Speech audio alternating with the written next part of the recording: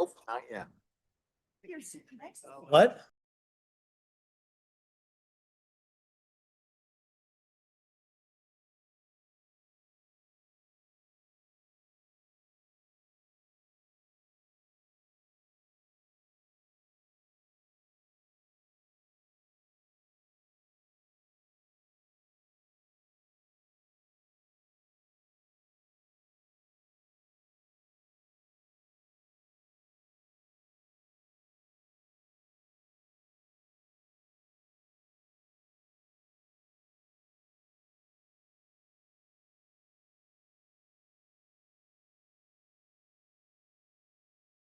Everyone, thank you all for being here tonight, and welcome to the Steamboat Springs City Council meeting number 2026-13. It's Tuesday, May 5th, 2026 at 5 p.m.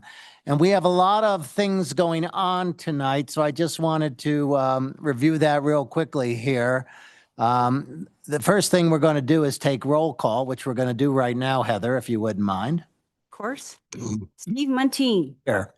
Gail Gary. Here. John Agosta. Here. Dave Barnes. Here. Michael Pacino. Here. Amy Dixon. Here. Brian Swintek. Here. Okay, and now we're going to do the Pledge of Allegiance. There's a flag in the back, also a flag up front. I pledge allegiance to the flag of the United States of America and to the republic for which it stands, one nation, under God, indivisible, liberty and justice for all. Okay, the first thing we're going to do tonight, we have a couple of proclamations, which we're going to do first this evening. Then we're going to adjourn and reconvene as the Liquor License Authority for a very short meeting. And then we're going to adjourn and reconvene as a Steamboat SSRA, Steamboat Springs Redevelopment Authority. And then after that, we will go into our regular meeting.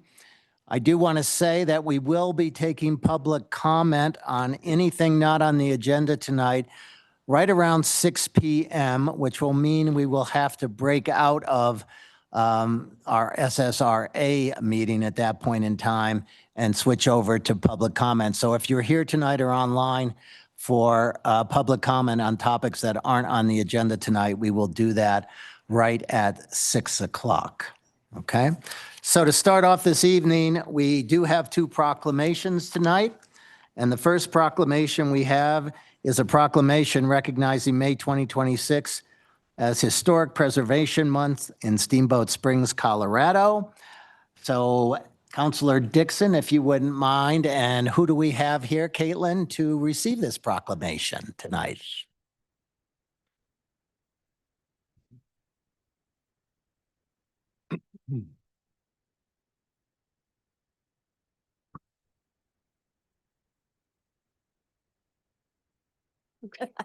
Did you see me? Okay, sorry, can you get that so people can hear? Welcome, thanks for joining us. The proclamation, proclamation recognizing May of 2026 as Historic Preservation Month. The city of Steamboat Springs, founded in the year 1900, has contributed proudly and significantly to the history of our nation and our state for more than 125 years and celebrates Historic Preservation Month's role across the America 250 and Colorado 150, honoring the 250th anniversary of the signing of the Declaration of Independence and Colorado's 150th anniversary of statehood. And historic preservation is an effective tool for revitalizing neighborhoods, enhancing property values, promoting heritage tourism, fostering local pride, and maintaining our community character, local economy, and the environmental and social sustainability of Steamboat Springs and communities across the nation, both urban and rural, for people of all ages, all walks of life, and all ethnic backgrounds. And it's important to recognize the role of our history in our lives and the tangible and intangible contributions of the Ute Indian tribe of Uinta and Ouray Reservation, Ute Mountain and Ute tribe, Southern Ute tribe, and Arapaho tribes in their original homeland of Northwest Colorado, and the contributions made by local indigenous nations following their traditional presence as helping to preserve all aspects of our shared heritage and continue to shape us as people and community. And the City of Steamboat Springs celebrates the contributions made by all dedicated individuals, groups, and organizations to preserve the character of Steamboat Springs and Routt County through working with property owners to identify, restore, and protect the value of historic places.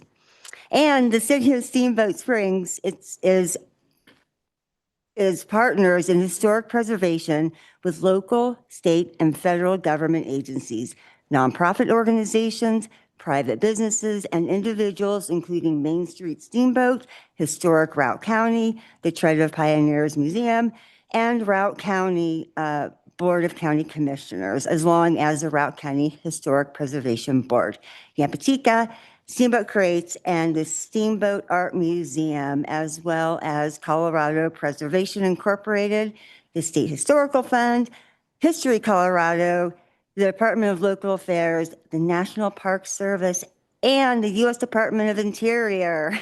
So let it be proclaimed that Steamboat Springs City Council joins with its partners to proclaim May 2026 Historic Preservation Month. Thank you.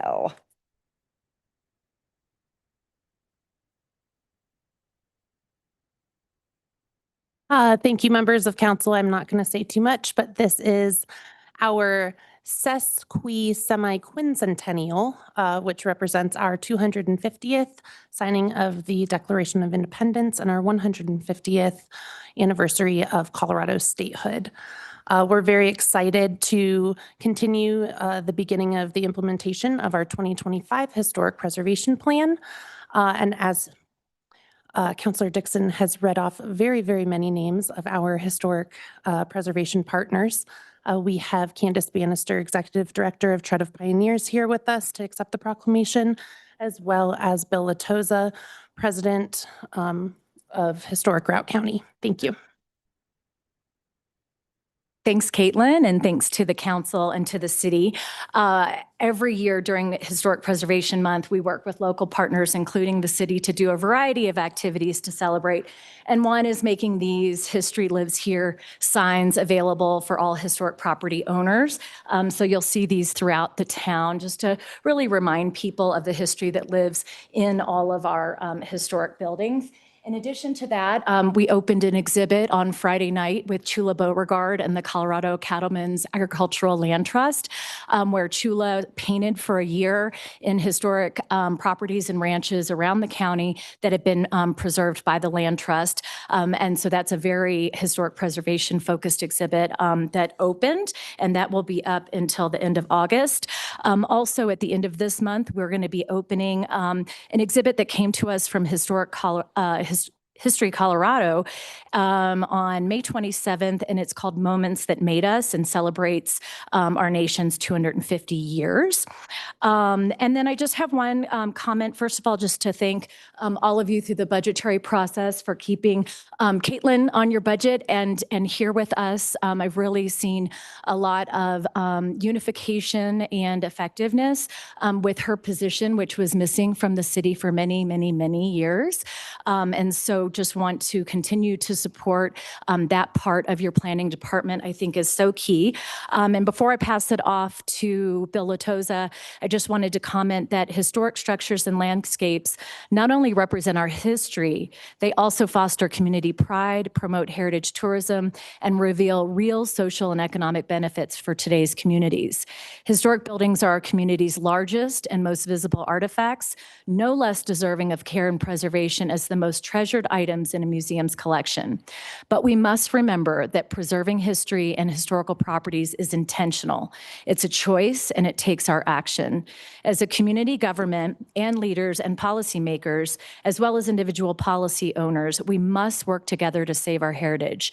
Now more than ever, as a city government and community, we must confront difficult choices. Will we make meaningful action to truly protect our historic places and landscapes, or will we allow what we value most to be shaped by the financial interests and priorities of the highest bidder? And I'd like for you to consider that when you're in future meetings and discussions about the future of our town and our county. Thank you. Thanks, Candace. Thank you. Hi, I'm Bill Latoza, Board President, Historic Route County.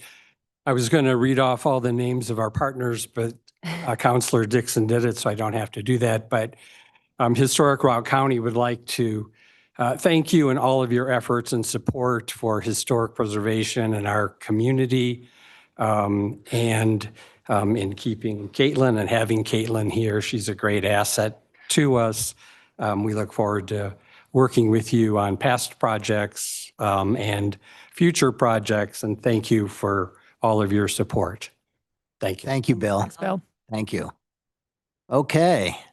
We have a second proclamation, and I'm looking at all the young faces in the audience that I really appreciate seeing so many young people here tonight. So thank you for being here for this. And this is a proclamation recognizing the legendary career of Rob Bowman. And I understand we have a video, Josh, that you have queued up for this. I think. Give him a second. There we go.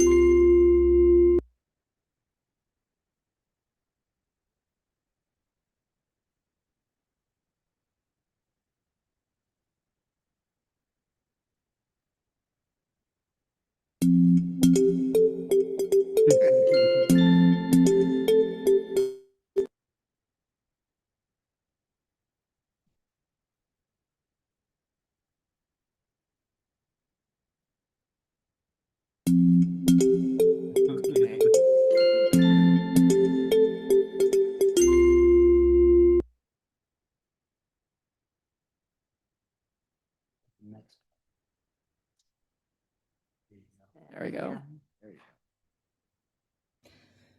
Hey Rob, I've been hanging on to this jersey for 30 years, just waiting until this day. Rob, thank you for everything you did for me and my development. Thanks for all the memories. Fellas, thanks for all the heart and soul you poured into this community over the last 40 years, Rob. 2002 and 2003, thanks for everything, Rob. Congrats. Thanks for everything, Rob. Boom. Congratulations, stud. You are the bomb. Well, enjoy the free time. Thanks for everything. Thanks for everything, Coach. Thanks for everything, Rob. Congratulations. Hey, congrats, Rob. Thank you for everything, Rob. Congrats. Yeah, keep coming Boom. Thanks for everything that you've done for me, for every other player that you worked with. Rob, thank you so much for your commitment. Hey, Rob. Congrats. Thanks for everything.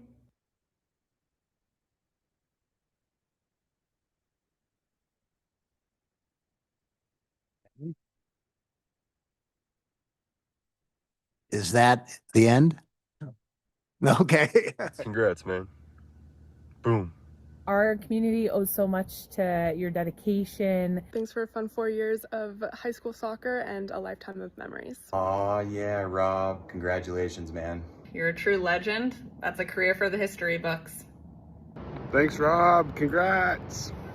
It was all great. Great memories. Thanks, Rob. Boom. 40 years. Gosh, you haven't aged a day in 40 years. But we've come a long way since you benched me one of my first high school games for yelling at a ref. I'm glad we got over that. Congrats with your long and successful coaching career. Good luck in the next stage of life. Boom. You're a legend, Rob.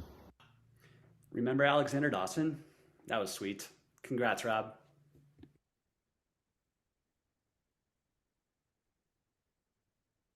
Thanks for making us the first class to carry the log up the mountain on Lost Ranger. Yep, we're number one.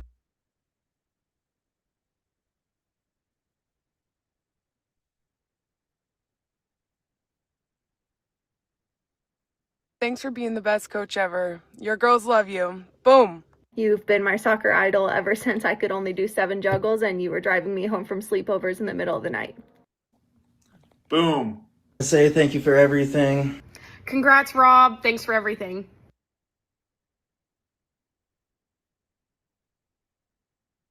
Thanks for everything. Your influence went way beyond soccer. Thanks for being such a great role model through all these years.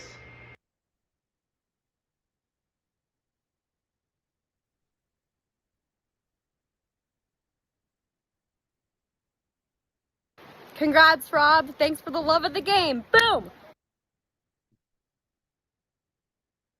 Thank you for everything that you've done. Boom! You are one of the main reasons why I still play soccer at age 35. Thank you for all you've taught us. Boom. Love you, Dad. Congratulations on an amazing career, Rob. Thank you for always bringing the intensity and keeping it fun. Congrats, Rob. Boom. Almost 40 years. Wow. Thanks, Rob. Congrats on retiring. It's about time, I think, to enjoy a little retiree life. Congratulations, Rob, and thanks for everything. Congrats, Rob. Miss you. Thanks for inspiring us, pushing us, and overall just being a really great coach. Boom. I think you've definitely shaped a lot of really good players and more importantly, people. So congratulations and Huge congrats on retirement, Coach. Boom. Thank you for being a friend, a coach, and a mentor for me.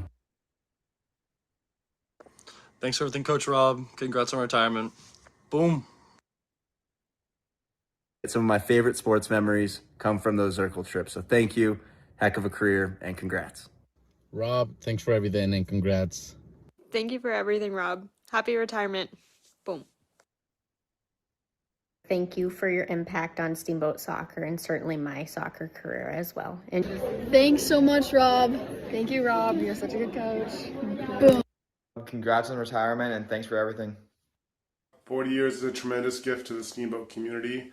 Thanks for being an amazing role model to so many of us.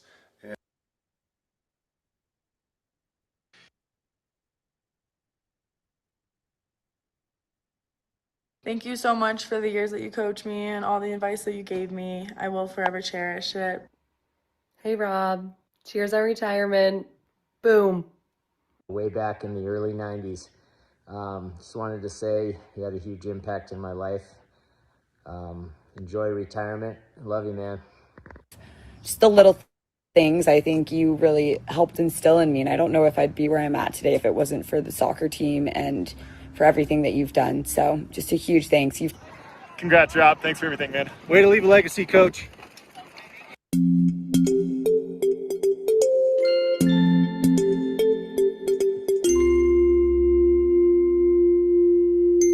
Okay. Now that is special. This is even more special. Rob, congratulations. I have known you for as long as I lived here. In fact, Rob, people don't know this, but when this proclamation came out, thank you, Steve, for asking me to do this. I've known Rob for when I first moved here in 96 for 30 years, and he was the soccer coach, and you're still doing it. You're still doing it. Let me read this off, and then we'll kind of enjoy the special moment that we have. But this is a proclamation, and I've been on council now for 6 years and planning commission for 4 years prior to that, and I've never seen the city give a proclamation for a career like this. So this is actually pretty special. Y'all should recognize that. Whereas, and I'm going to drop some of those, but it says Rob Bowman is a legendary figure in Colorado high school athletics, having dedicated 38 years to coaching at Steamboat Springs High School, and widely regarded as one of the most successful and winningest soccer coaches in state history, his impact on the sport at the Yampa Valley is immeasurable. And following a stellar 2025 year, where he led the Sailors to a 4A state runner-up finish, Bowman was officially named 4A Colorado Boys Soccer Coach of the Year. Beyond his extensive win-loss record, he is celebrated as a progressive mentor who prioritizes the development of life skills. And you all know what he's talking about. You've learned each one of those. Over simple tactical execution, using the soccer pitch as a classroom to teach leadership, accountability, and mental fortitude. And his dual role as the head of both men's and women's programs, along with his deep roots in Steamboat Soccer Club, has cemented his legacy as the coach who wins and learns alongside his players. Now, therefore, the city of Steamboat Springs do hereby proclaim a day of recognition for Rob Bowman in honor of his legendary career, his profound impact on the youth, and his unwavering spirit as a sailor on this 5th day of May, 2026. Congratulations, man. Yeah. Not everybody understands, but I think that I'm going to count to 3, and I think everyone would yell boom on the count of 3 for him. Ready to go. 1, 2, 3. Here it is, my friend. Congratulations. Hey, Rob. Josie Foote was too shy to make a video, but she wanted me to send a boom along for you too. Rob, would you like to say a few words? Would you like to say a few words?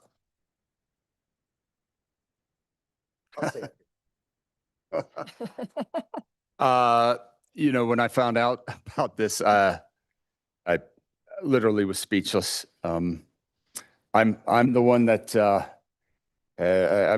I grew up doing this, and you know, Ski Town, USA, soccer coach in Ski Town, USA. You know, it's like, oh, you know, pinch me. Is this real? But then you just learn really quickly that it's much more than that. Came here for the skiing and stayed for the community. When I think the first summer I was here, I thought, all right, I'm going to figure this out. I know there's a little bit of soccer.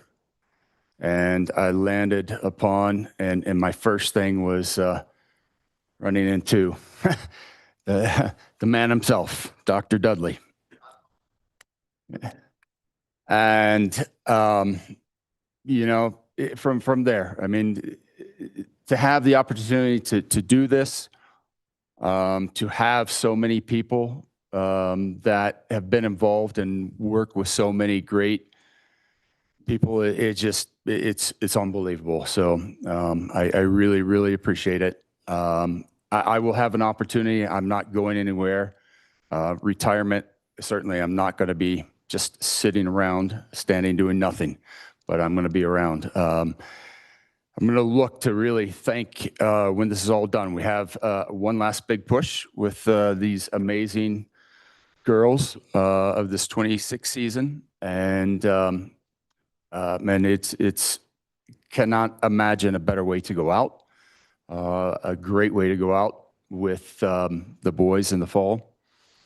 But I just want to thank everybody for this amazing community. I will say this, Jim, you know, I learned you meet a lot of amazing people. The coaching world is really, really small. And you're one contact away from just amazing coaches that you learn so much. But Jim, you know, from the day I met you, you know, it's like, man, I found my people. This is where we want to be. And as a mentor, the only mentor that really meant the most to me, it's keep your feet moving. Go up, go out, and show up and bring the best that you can. You love them, you care for them, and you support them. And there's only one way to have a proper coaches meeting at the end of a season, end of a practice, end of a game, end of a camp, whatever it is. And that's with a nice cold beer. So, Jim, thank you. Thank you very much. Appreciate it.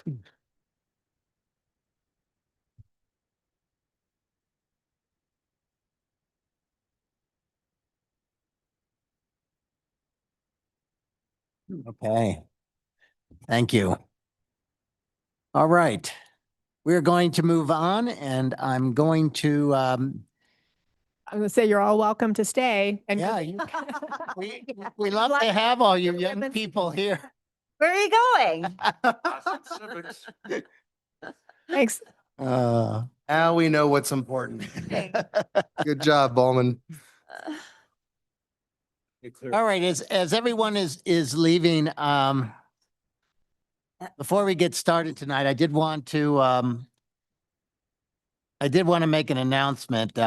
We have a lot on the agenda tonight. It is a very jam-packed agenda. We even took an hour out of the agenda and moved it to several weeks from now. So we actually cut the agenda by an hour. There are a lot of topics on here, and I just think we need to make sure that we discipline ourselves to stay focused on what questions we are here to answer, what decisions we are here to make. And so we'll try as hard as we can to keep things moving and keep focus and discipline. And I'd appreciate everybody's help in making sure we do that tonight, because we do have a jam-packed agenda. Okay?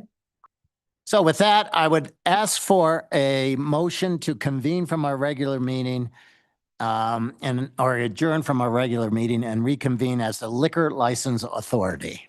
So moved. Second. Okay, we have a motion by Councilor Gary, second by Councilor Braccino. All those in favor say aye. Aye. Opposed? Okay, we are now in our City of Steamboat Springs Liquor License Authority, regular meeting number LLA-2026-07. So we have a couple things on the agenda here tonight. The first one is the Liquor License Authority consent calendar. There's one item on there. I will read that, and then I will ask if anybody wants to pull that item. If not, we will leave it on the consent calendar. And that item is to set a hearing date and designate a neighborhood for a new lodging liquor license for Steamboat Hotel LLC, doing business as Holiday Inn Express and Suites Steamboat. Is there anybody on council who would like to pull that item? Is there anybody in the audience who'd like to pull that item? Or is there anybody online who want to pull that item? And if so, please raise your hand. Okay, seeing none, I would ask for a motion then to acknowledge and accept the application for a new lodging facility liquor license for Steamboat Hotel LLC, doing business as Holiday Inn Express and Suites Steamboat, to designate the neighborhood as the Highway 40 corridor and to set the public hearing date for June 16th, 2026. So moved. Second. Okay, we have a motion from Councilor Gary, second by Councilor Braccino. All those in favor say aye. Aye. Aye, opposed? Okay, that passes 7-0. The second thing on the agenda is we have regular meeting minutes from April 7th and April 21st. If nobody has any questions or comments about those, I'll ask for a motion to approve those minutes. So moved. Second. Okay, we have a motion from Councilor Swintek, second by Councilor Pacino. All those in favor say aye. Aye. Aye, opposed? Okay, minutes are approved 7-0. And now I will ask for Move to adjourn. and reconvene as our SSRA meeting. SSRA, yes. Okay, we have a motion from Councilor Pacino, second by Councilor Barnes. All those in favor, say aye. Aye. Aye. Okay, opposed? We are now in our Steamboat Springs Redevelopment Authority, meeting number 2026-01. So with that, we have a couple of things on the agenda tonight. First one is an update on the 2026 project activity plan for the Steamboat Springs Redevelopment Authority. Before we jump into that, Gates, I just want to say it's 5:30 now. Wherever we are in this discussion at around 6 o'clock, we will break and go to public comment on any topic that is not on the agenda tonight. Okay? Thank you. Gates? Good evening, Gates Gooding, SSRA Project Manager. As Steve just said, we have 2 items on the agenda tonight. First is an update on the 2026 project activities. As a reminder, this is a quick look at the SSRA approved 2026 project activity plan, which totals just over $3 million in capital outlay across 5 project activities. The first and biggest update tonight is on the GTC project. And while we have a long and complex conversation to get into, I do want to take a moment and just remind everyone that the benefits of this project are still intact. This project would transform the entire base area. On the SSRA side, this includes new streetscapes from roundabout to roundabout, an improved SST transit facility, separate private resort lodging shuttle accommodation. It separates pedestrians from vehicular traffic, improves safety. There's a new transit center in the Meadows parking lot where private skier drop-off can happen. There's a new high-speed gondola between the 2 transit centers to take those Meadows shuttles and other traffic off the road. So it is still a very impactful, transformative project for the base area.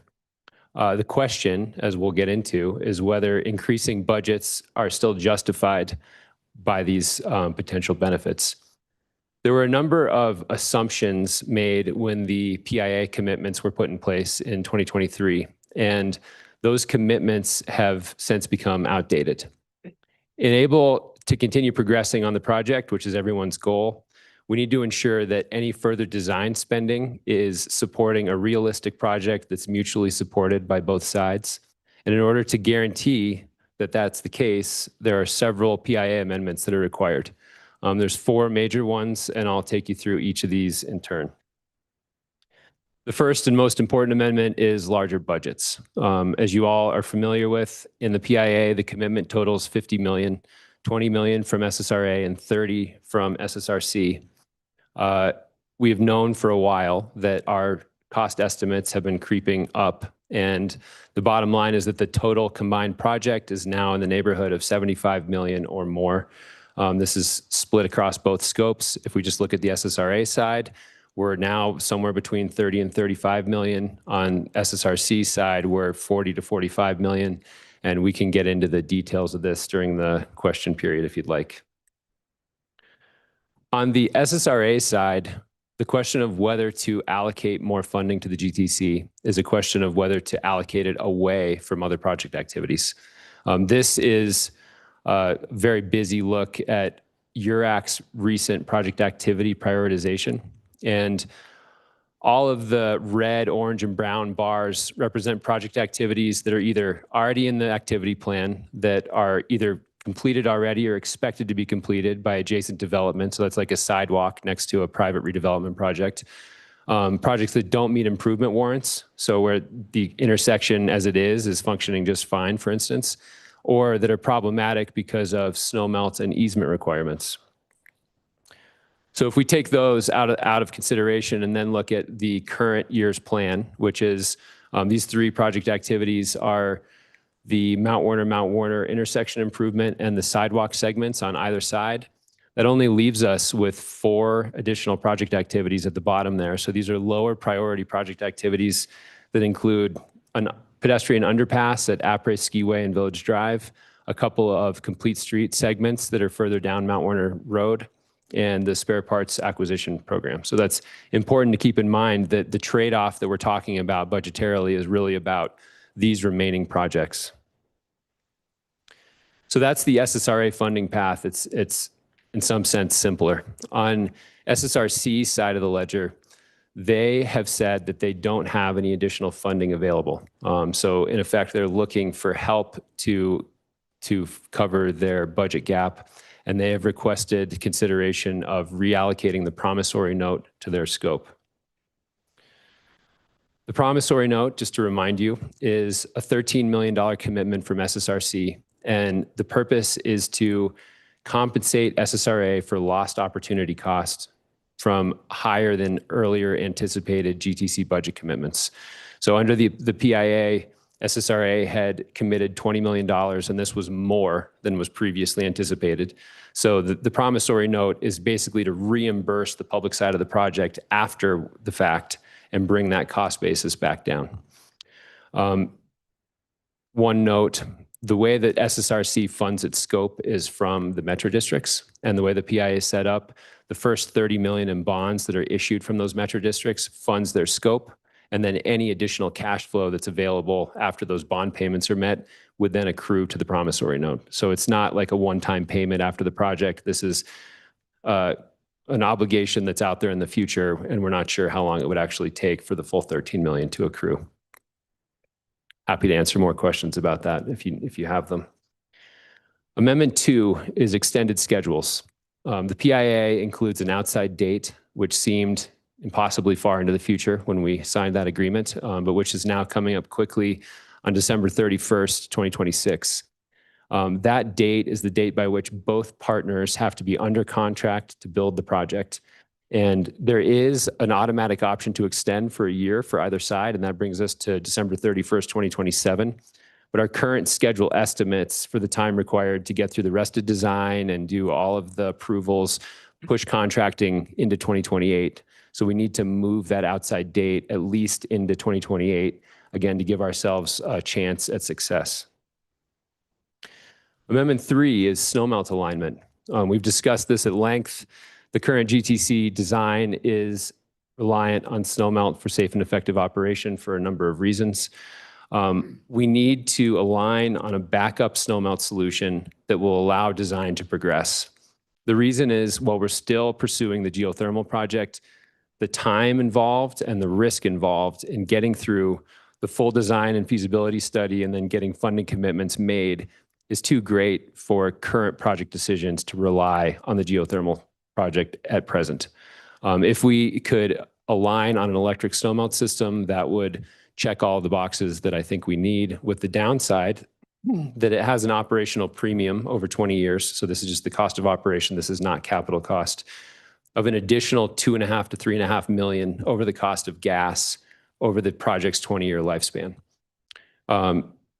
Under the PIA, SSRC is responsible for all operation and maintenance, but the electric option is a result of the long snowmelt conversation that we've had. And so we likely need to have an equitable cost-sharing agreement put in place in order to move forward. And finally, on design agreement, we have discussed pull-through versus sawtooth berths ad nauseum. Recently, SSRC conceded that they would be willing to align on the pull-through arrangement, which the city feels is critical to support SST's future bus operations as part of a larger amendment package. So what are your options for considering these amendments? There are several alternatives for moving forward here. The first, alternative A, is to decide to move forward with the larger project, preserve the GTC as designed, and accept these larger budgets. Inside of that option, if you decide that the larger project is the way to go, as pertains to the SSRC funding gap, A1 is to allow staff to negotiate SSRC's funding path as part of the larger amendment package, where the promissory note is available in the negotiation. A2 is to negotiate the same thing, but where the promissory note is off limits, where that's preserved to come back to the city. A3 is just allow staff to negotiate an equitable cost-sharing agreement on that electric snowmelt option. Option B, this is if you decide that the budget has just grown way out of proportion with the benefits of the project. You could direct staff and SSRC to try and work together and fit this thing back into the $50 million box. Option C is to throw the towel in tonight and direct the project to proceed to arbitration as stipulated by the PIA. And then finally, option D is to direct staff to negotiate one of the above options, but to give us a firm deadline of June 30th to come back and deliver a full amendment package.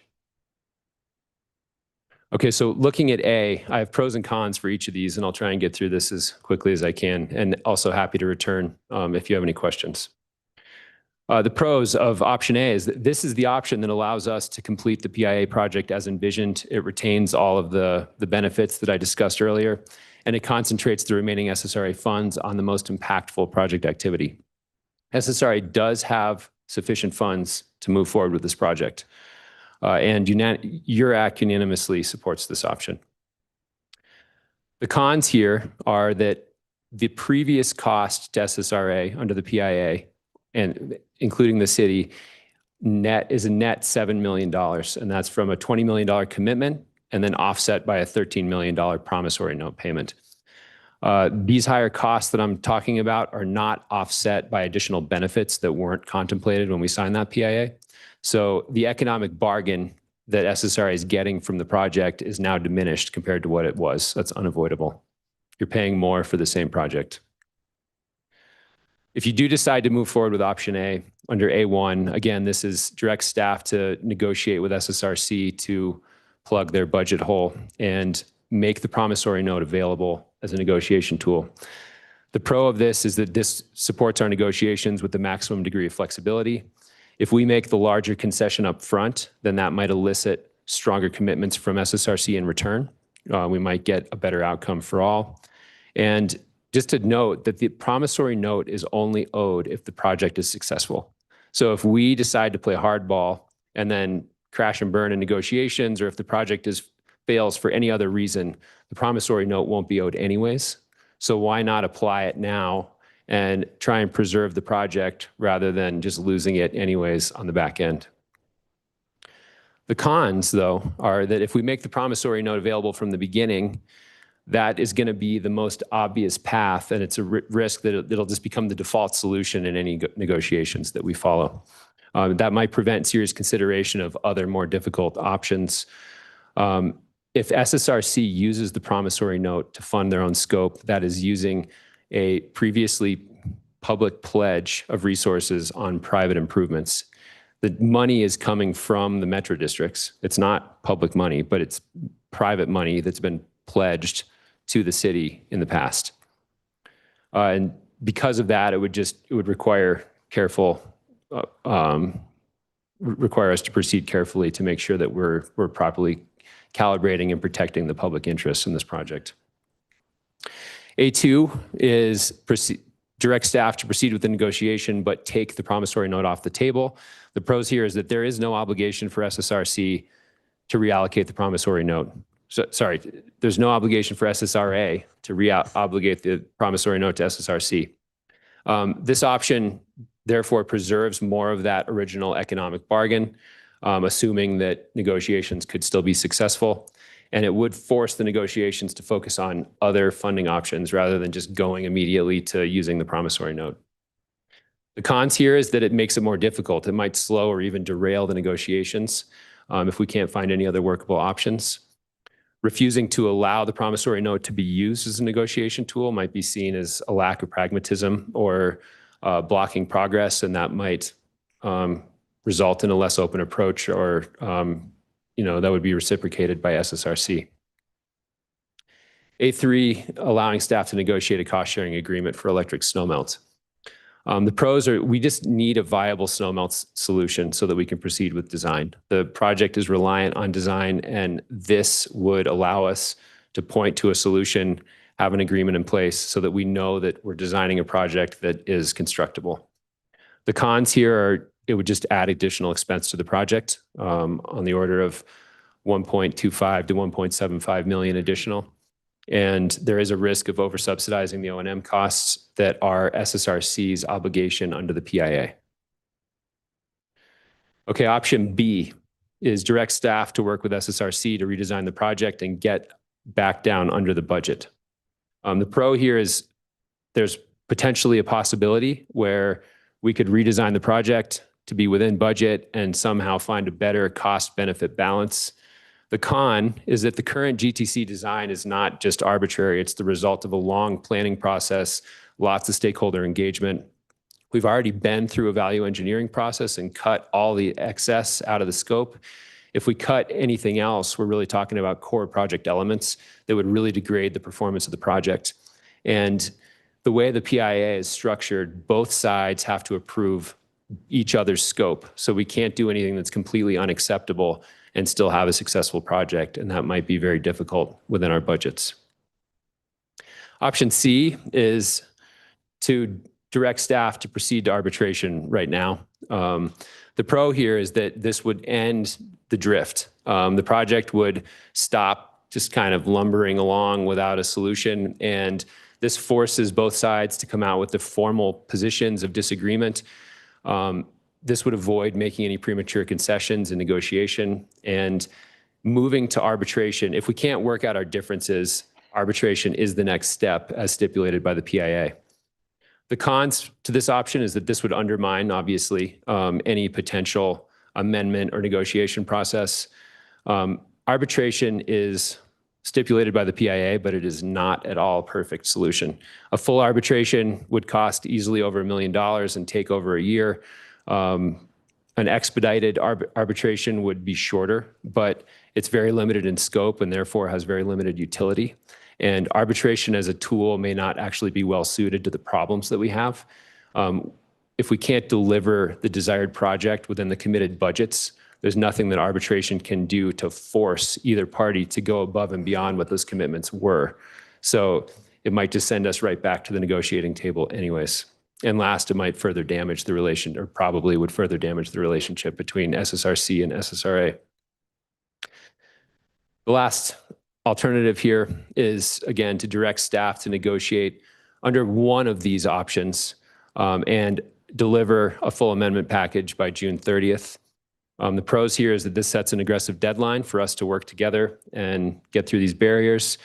It provides a reasonable amount of time to work on the package, and it allows staff some degree of flexibility to use our best efforts to defend the SSRA and public interest in the project. If the negotiations do fail, then we would return with an official finding of impasse. And at that point, we could either move towards arbitration or take some other steps as our counsel may recommend. And the cons here are just that this requires good faith participation from both sides. There's always a risk.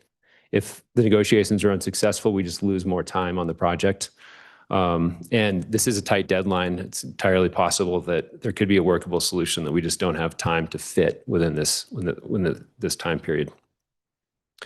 Okay, I have a couple more quick regular project updates, and then we'll return for the hard conversation. So the GTC geothermal feasibility study is proceeding. The phase 1 report is complete, and it confirmed technical feasibility within broad bounds. That report is attached to your packet in case you want to take a look. The phase 2 study is already underway. Grey came and did their site visit before the end of ski season. And phase 2 is going to develop things in much more detail. It'll include schematic level design to support a detailed cost estimate. And it will be continued to be supported by our $150,000 remaining in the Colorado Energy Office grant. The consolidated shuttle study is also proceeding. Fair and Peers just delivered the existing conditions phase of that study, and it showed that the future GTC actually has enough capacity, and this is again as designed, has enough capacity to support the current distributed operations of the existing shuttle system with some degree of coordination. So a full consolidation effort is not required. Shuttle coordination is an interesting approach because it's still valid regardless of whether the GTC moves forward or which design we end up going forward with. So it's a very interesting approach, and the study is now moving into the feasibility phase. We recently had a large stakeholder meeting with all of the different shuttle operators and tested a bunch of different coordination strategies with them. And you can see on the right that they were actually fairly supportive of a majority of these coordination strategies. So the team is optimistic about the prospects for this. Quickly on Complete Streets 4B Phase 2, this is the missing sidewalk segment along the Knoll parking lot and adjoining median improvements and URA lighting. Native Excavating won the bid. Contracting for construction is underway, and we are anticipating an early summer start to construction. My last update is on the Mount Werner Road, Mount Werner Circle intersection and Complete Streets Improvements project. Staff hired Stantec Consulting to do an intersection control evaluation and look at a bunch of different intersection improvement options to make sure that whatever improvement we choose is the proper direction. The budget on this project is potentially very large, and staff felt that even though this has delayed us a little bit, it was worth just double checking that we're moving in the right direction and not spend unnecessary funds. The last part of my presentation is a quick look at the 2026 supplemental budget appropriation. This totals $221,000, and it supports ongoing closeout and warranty work on the Ski Time project, supports the GTC geothermal grant, and then has very small amounts for the Complete Streets Segment 4B and spare parts acquisition program. The total URA budget would be $3.3 million after the supplemental. And with that, I will turn it over. Thank you very much. Okay, thank you, Gates, for the presentation. What questions do we have for Gates?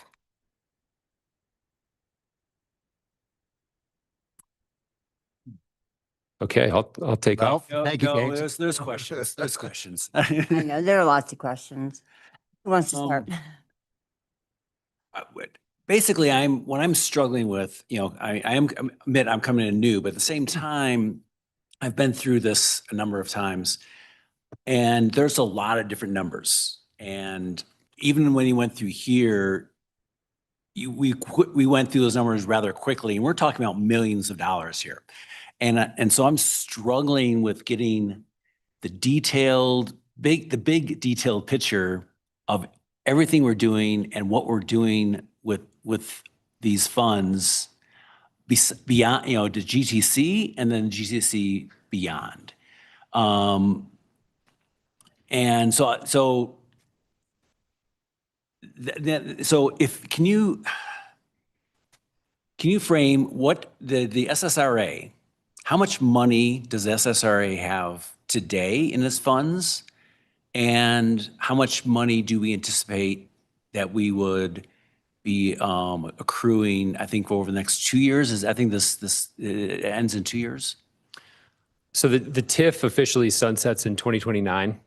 But what that means is we realize the sales tax in 2029, and 2029 property tax won't come in until 2030. If we look at all of the funds we have available from now and through the sunset, it's somewhere between 35 million and 40 million. It depends on where you draw the line, which current projects count, which don't. GTC, just say GTC only, not to do that entire picture. So if we look at under the current PIA, the GTC commitment is $20 million. And that was roughly broken down with approximately 5 million for the Mount Werner Road, Mount Werner Circle intersection, which may be a roundabout or some other improvement, and 15 million for the GTC itself, so 20. And that was a very rough budget at the time. This is our updated budget, taking that 15 for the GTC, expanding it after our value engineering process, and then adding some contingency and the likelihood of inflation. We're getting to approximately 25 million for the GTC. We still have the 5 or 6 million. I'm trying to follow you. Mount Werner Road, Mount Werner. So that the 5 or 6 million is for the Mount Werner Road, Mount Werner Circle intersection, and that's straight out of the original PIA. And then another, we're guessing, 3 to 5 million, and that's for either a contribution to an electric snow melt cost sharing agreement or a placeholder if in case there's a potential need for a public subsidy of a geothermal system at some point in the future. And these are very round numbers, but that's how we get to 30 to 35 million total. Okay. And then my understanding is the SSRC, basically Ski Corp, their portion went from originally 2 years ago from 50 million to 75 million to today. Well, it's to 40 to 45. So looking at the SSRC side, they have to build the gondola, which is going to be somewhere between 22 and 25 million. There's another up to 15 million for improvements and reconfiguration in the Meadows parking lot. And then they are responsible for offsite improvements at Pine Grove, Mount Werner, and Bangtail Pine Grove, most importantly. So that will add another couple million to their scope. And that's how we get to 40 to 45 million total for their side. Okay. And so this gets us into over a 2 year accelerate, over 2 years, we've increased our cost by 50%. Yeah, we've reduced the scope as much as we can and seen the budget increase. Oh, I will say that the original SD plans came in at approximately 100 million. And that didn't include anywhere near the amount of detail that we're talking about now. So we VE'd that back down, but we have not been able to get it back within the $50 million box. Now let someone else ask. Okay. Can I ask a question? Yes. The point of these funds is to reduce blight and encourage economic activity at the ski base area, largely around accessing the resort, the shops and restaurants, and lodging, right? Correct. Okay. What I'm getting confused is I feel like the scope on this is larger. So how is a gondola for $20 million going to better encourage that economic activity than using busing and using that to save funds? I've had fairly extensive conversations with our council at Butler Snow about how we should think about what blight means. And when we look at the GTC, the transit center itself is old and outdated. Whether we're going to label it blight for practical purposes is another conversation. But legally, that constitutes a blighted condition. Traffic congestion, outdated traffic systems like the Meadows shuttles, the Meadows parking lot, and all of those can constitute blight. Even poor emission standards and outdated systems that create more environmental pollution can be considered blight.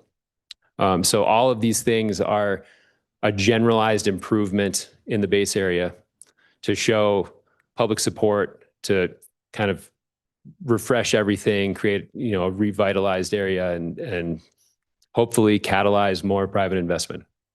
Okay, that's helpful. Okay, others? Can I tag on to the this slide and to Councilor Swintek's question? For a refresher for folks, the Meadows parking lot is not in the URA boundary. Correct. Yes. So why do we keep talking about SSRC's dollar amount for Meadows when that is really honestly outside of the scope of the URA? It's outside the scope of the URA, but it's part of the project and the agreement. So, there's a kind of a nuanced distinction there where we would not be unilaterally or independently making an improvement there, but because their commitment to make those improvements was tied to SSRA's commitment to make the GTC improvements, we've become tied together since this PIA was executed in 2023. Okay, so I think it's important for, not discussion. Just clarify on that real quick. And so the 15 million is specifically for the gondola. No, so the 22 to 25 million, For the gondola itself. But sorry, The 15 million is basically completely redoing the Meadows parking lot.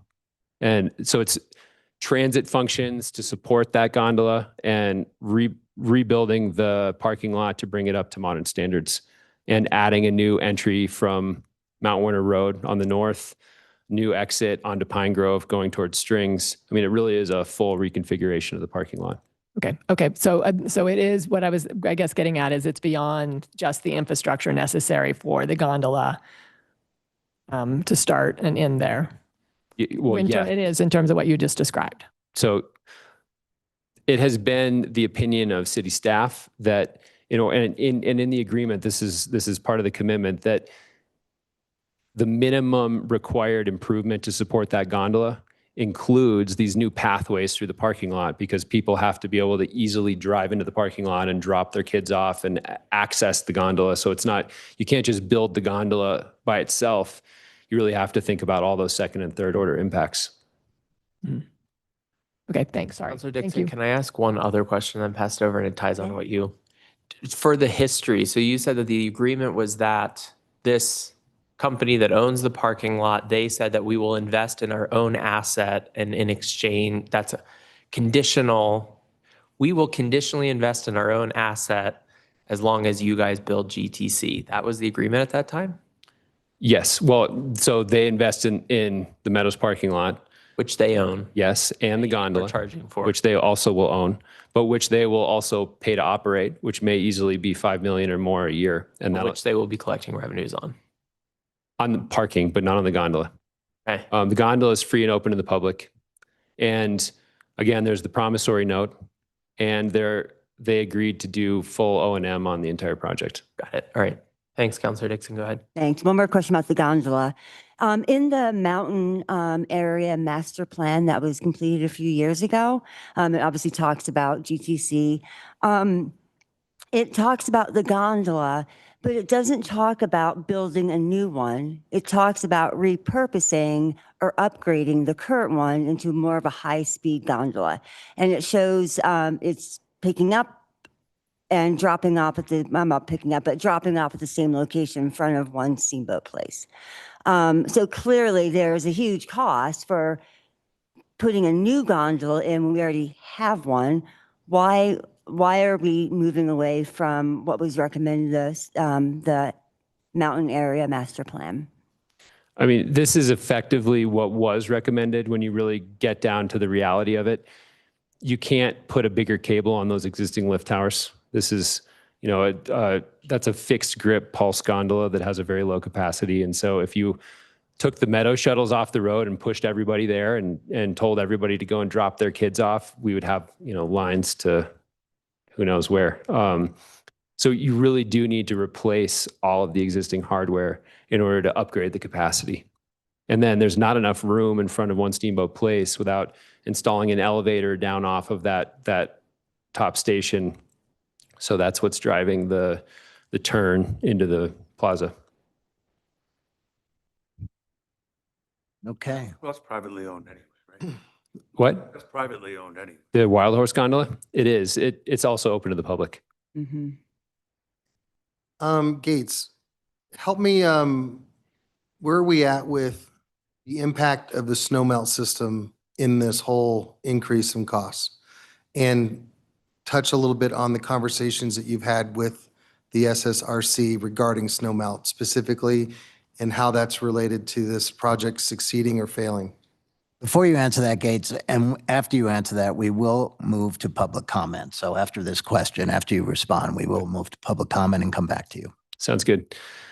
So disagreement on snowmelt has been a very important factor in why this project has been delayed so long.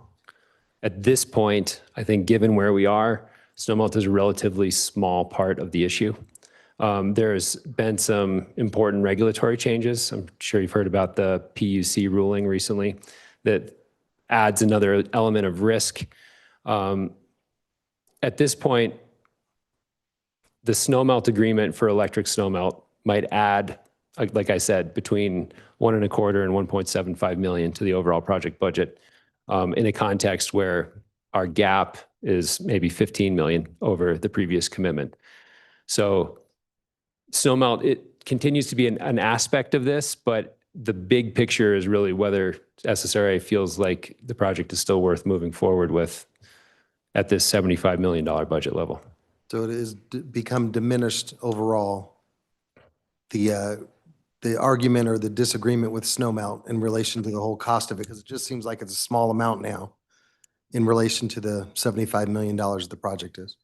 Yeah, and then there's just additional risks. It used to be gas versus electric, and now looking forward, we're seeing that one of the biggest value propositions from a geothermal system is you can insulate district participants from the regulatory risk that if they still are reliant on their natural gas assets at some point in the future, it might just evaporate. Like they might have to shift to electric all of a sudden and incur a huge cost.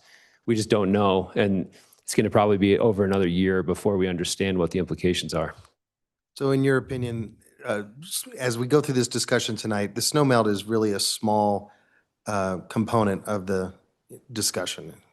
Moving forward, as we've learned with the geothermal study and the other expenses that are coming on there, there's solutions that you guys have found that we can work together on. And it seems like this $3 to $5 million is a reasonable aspect to just say that solves this snowmelt one way or the other. Let's move on to the bigger question, which is, do we spend another 20 or 30 million? Is that accurate? Yeah. Okay.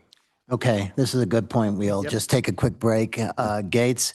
And what we're going to do is just open it up to general public comment. So city council will make no decision nor take action except to direct the city manager. Those addressing city council are requested to identify themselves by name and address. All comments shall not exceed 3 minutes, and any public comment should be on topics that are not on the agenda for tonight. So come on down, John. First and third. Good evening. Thank you. I'm John Tomasini. I live on Mark Twain Lane. And I came here tonight to ask you for some consideration on two subjects. And of course, the one most notable would be known as the Brown Ranch, formerly presented to you as the West Steamboat Development Plan. As I recall, it's been 2 years and 2 months since it got voted out the last time. And so while I have been absent from these meetings for a couple months, I can't help but ask you if you all have had time and have passed this around to each other and have time to review the previous West Steamboat Development Plan that was adopted in 2006. And what I'm asking you to do is consider that plan and modify it from what was presented back in March of 2024 and got voted out. And so what I'm asking you to do is modify from 2,265 units of mixed-use development with a priority on affordable housing and knock that down to something that you could possibly run a referendum vote on in this community and get this project going. It's well needed. And I would suggest a number of 800 units that would be 350 in affordable housing and 450 in open market housing. And with the project that's been on the table here for so many years, you've already got the infrastructure plan pretty well established, and you could execute and start with this in pod number 1. And also adding a grocery store and of course a fire station and a well-needed lift sanitary station. And that's what I have to say about Brown Ranch tonight.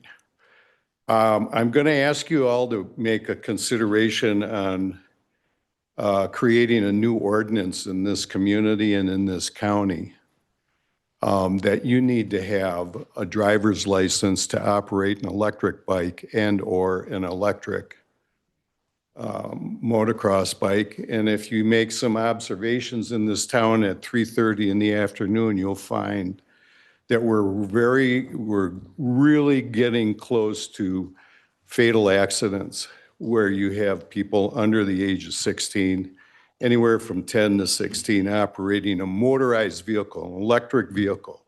It's no different than a gasoline operated vehicle. They have no training. They have no driver's training. And notably, you'll find that in the intersection coming out of the high school, you'll find people passing the post office, blowing through the stoplights with 2 or 3 kids on the back. And incidentally, they're all on the cell phone. So before this summer passes, I'm scared to tell you that there's going to be an incident in this town. And I would ask you guys, all of you, all you ladies, gentlemen, to think about an ordinance in the community of Steamboat Springs that you need a driver's license and you need driver's training. I'm sorry to spoil that for the young people, but we're approaching a fatal accident in this town. Thank you. Thank you, John. Thanks, John. Thanks, John. Is there anyone else in the audience who'd like to come down and make a public comment? All right, seeing none, is there anybody online who'd like to make a public comment? Please raise your hand. Okay, seeing none, we will close public comment. And John, in terms of your comments specifically around electric vehicles or electric bikes, I should say, Tom, maybe we could give John an update on what we're working on or what we're discussing as a city around this particular issue, because we spent some time on it recently. Well, sure. We are working, the police department is working closely with the Parks and Rec Commission and the park staff on what amounts to a concerted public outreach and education process. It hasn't been completely defined yet, but they are working through that, making sure that we have stations along the core trail. We have information out there for parents and for kids. It is not anywhere near a requirement for licensing, but it is definitely an enhanced public outreach effort to try to improve the safety and educate both adults and kids on the risks associated with these vehicles, which are high speed. Yeah. Okay.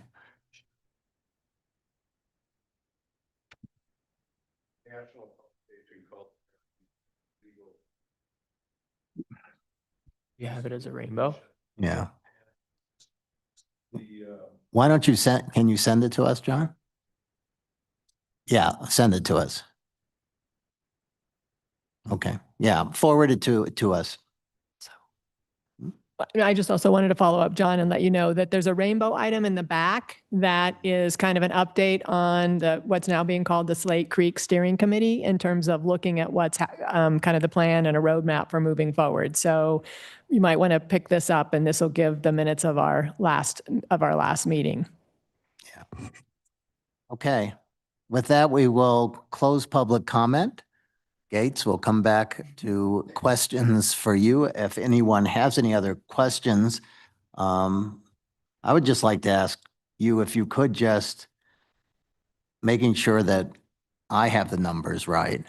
If we commit all of SSRA's funds, remaining funds to this project, there will still be some funds left unallocated afterward. Is that correct?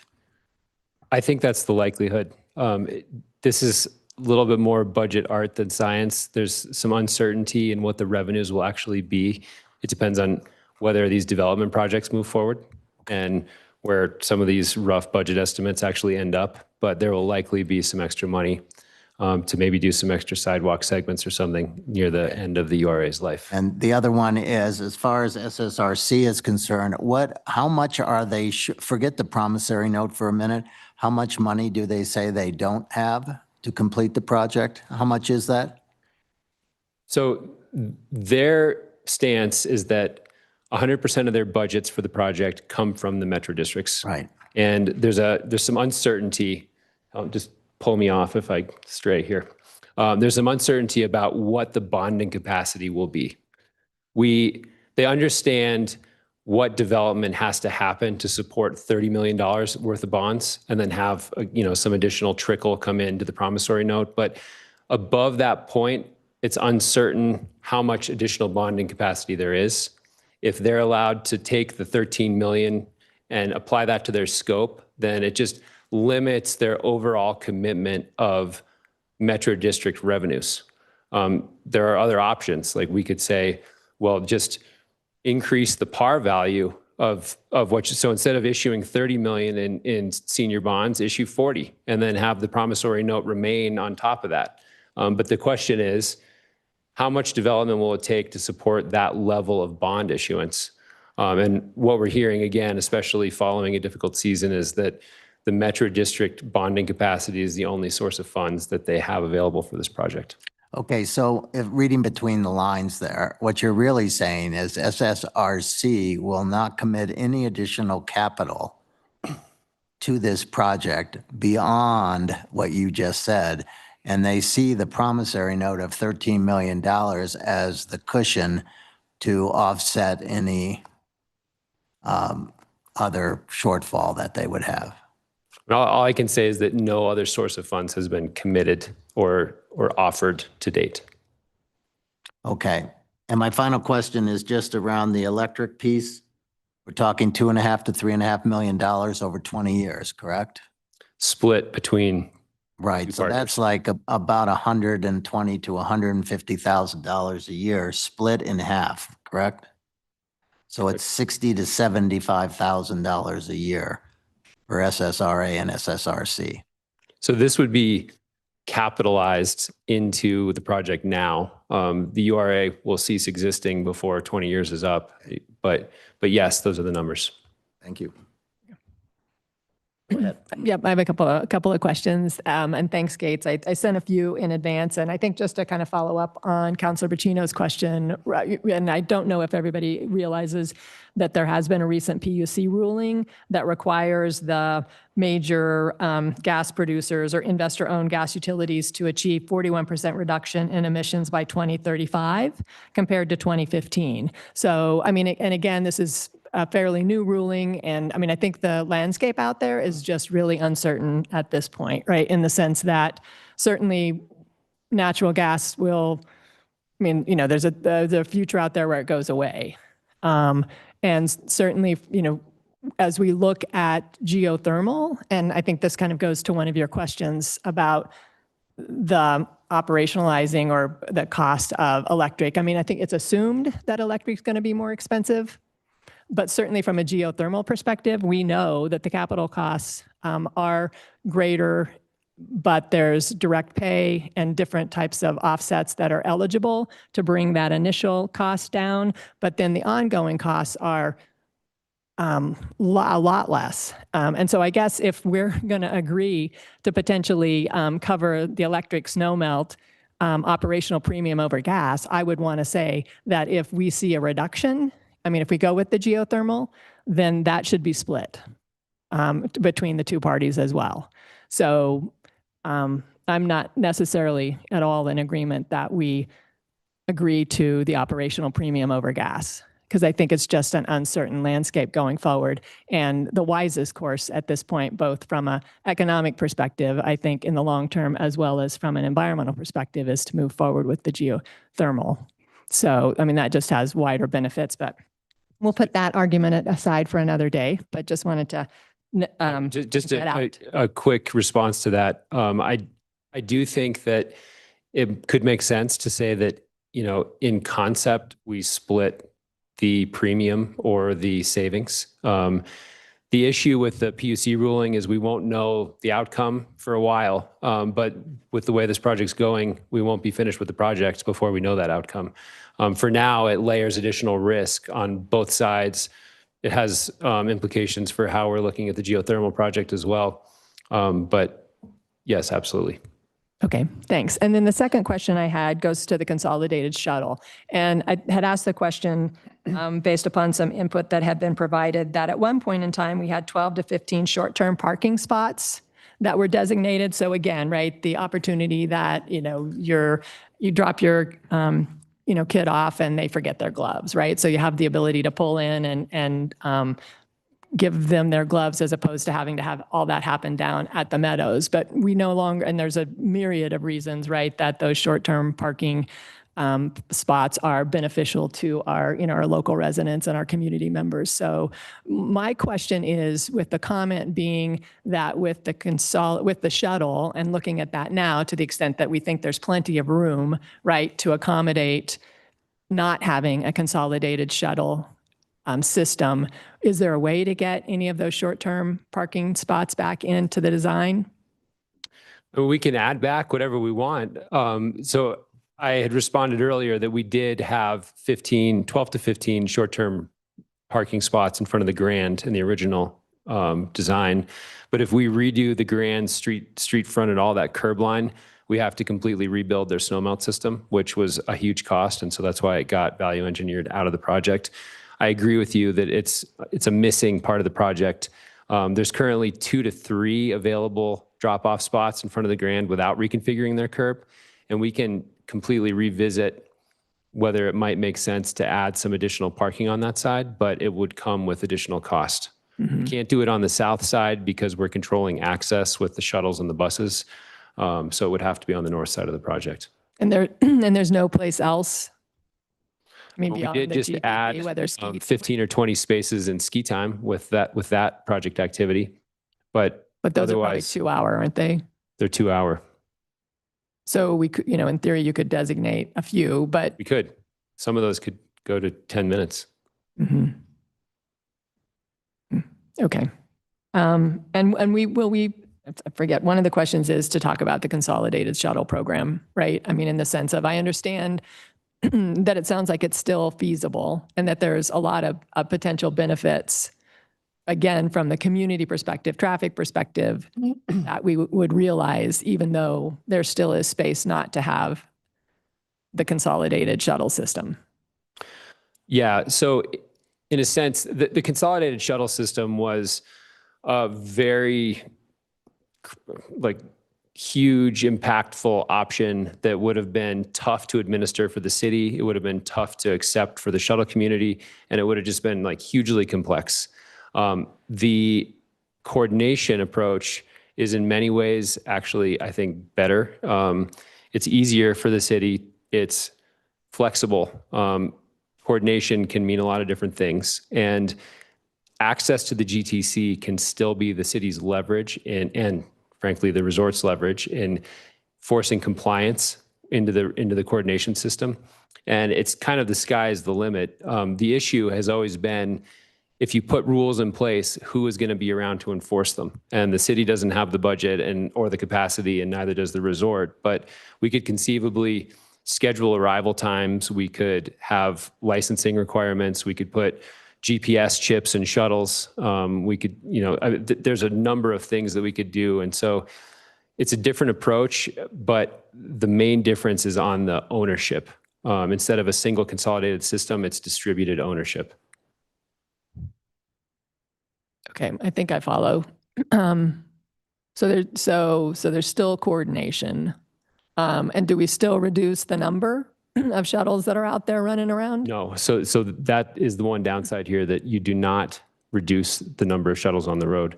There are some private efforts in play right now looking at private shuttle consolidation, which I think in many ways is a better fit for that. This is curbside behavior, scheduled drop off, potentially dispatch, maybe partial consolidation, registration, just behavior, coordination. We could maybe have some impact on which shuttles are chosen, what the size of them are. But it's not, the hammer of reducing the number of vehicles on the road.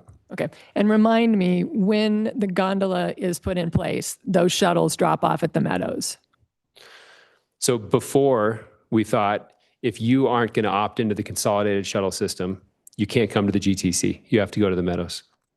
Now, we could still say, if you're not going to go along with the coordination strategies, then you still can't come in the GTC and you have to go to the Meadows. But coordination, again, is a much easier pill for people to swallow. So I think we'll probably get close to, if not 100% participation. Okay, thank you. Councilor Barnes? Yeah, just sort of visit on the promissory note and negotiations with that. What is the estimated time frame of the payback on the promissory note, as if the deal was to go forward today without us committing? What time frame would that promissory note come back estimated? So again, it completely depends on how many taxes or how much taxes accrue in those metro districts. But when we were looking at bond runs 3 years ago, it was a few dollars starting to roll in, maybe 3 to 5 years following the project, and then it ramps up as taxes. It's the same model as the URA, where as tax revenues grow, there's more cash flow available, and so I think we are looking and making sure that it would be paid out within 20 years, and it was depending on which scenario you looked at, it was well before 20 years before it all accrued. So it's not like cash we're going to be trying to allocate anytime soon. No, it would be a few years following the GTC would be time to stand up a new committee and start talking about how to allocate some funds. Have you guys ever floated a proposal of splitting the promissory note and maybe asking corporate to come in with the other balance? Well, so that we have not had the detailed negotiations yet, but that's what we're getting at, where, should we be able to have that conversation, or should we say promissory notes off the table, we need to negotiate other funding sources? But as of right now, corporate hasn't chipped in anything into this project. Not yet. Okay. Then on the snow melt capacity, I just think, we're talking about spending this money on electric boilers. What's the gas capacity is up there right now? Is there enough gas capacity without adding new boilers to fire the snow melt requirements for the GTC expansion? I believe there is. And so could that be used as a bridge with hard stops on greening of the grid and/or geothermal becoming available? If would that be a measure? Is that still being considered, or have we just scrapped that altogether? So right now, we're not considering that as an option. I think there's a difference now between could it physically be provided, which I think the answer is yes, but there's this new regulatory risk. We're not sure if a new huge gas account will even be permitted by the time we get around to this. Well, we're still pursuing geothermal. So We are. if that's a 3 to 5 year project, then natural gas is still within the realms of this PUC decision, Potentially. potentially. And it could save the taxpayer a couple of $1 million over time. Yeah. Initial investment. Again, I mean, we're like at approximately $1.5 million over 20 million or over 20 years. Under that scenario that I It's presented. an option as a bridge with a hard stop at, say, 2030, or when a geothermal becomes available. It could be. With a waiver from council. Yeah, because there's. Yes. Right? Yes. Yes. Yeah, it's President- not really a waiver, as it was explained to me, it's an exception, right? Because about 80% of the snow melt that's up there is required for ADA and fire access. And so it could be waived by the building department now. I think it's more that, this body would have the power to grant yourselves an exception from the code if you decide to. May I ask a question about the electric real quick? The amount, I just want to make sure we're not including the Meadows parking lot with that 2.5 to 3.5 million. This amount is only for GTC? It's only for GTC, and it's the plaza areas and the bus islands. Okay. Why? And what I'm hearing is we split essentially 50-50 is what I'm kind of hearing right now. It hasn't been negotiated yet, but that's why I'm saying equitable. Okay. But equitable to me would be square footage possibly. Yeah, we should reduce the square footage and reduce the cost as much as possible. Absolutely. Or are you saying, well, yeah. Yeah, I think, President Montine, is there an opportunity to have members of the SSRC to come up and field a couple questions? Sure. Michael or? You want Michael? Yeah. Kind of winging it. Sorry, Michael. As you've gone through, and you appreciate you sitting here and being comfortable and listening to this conversation, and I know you're part of the URAC committee as well as Councilor Dixon. I'd be curious to ask specifically on you guys, what are your concerns with where we're at right now with the process? Michael Ann Lamott, Director of Development and Strategic Initiatives for Steamboat Ski and Resort Corporation.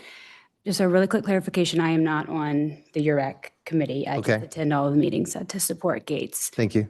Where we're really at is what was the original vision for this project and how do we best accomplish that? How does that benefit all stakeholders and deliver long-term value for the community and for users of the base area? And I think there's a lot of components that have changed since the PIA and the funding commitments have been put into place. And so we really have to look at what landscape has changed and how are we responsible for responding to that. And that is really what we've been wrestling with at the steering committee level over the last several months and close to 1.5 years now. And so really we just want to make sure that we're looking at the full picture. It's snowmelt alignment and what is the allowable power source? What makes sense in the short, medium, and long term? There's been several of those components mentioned up here tonight.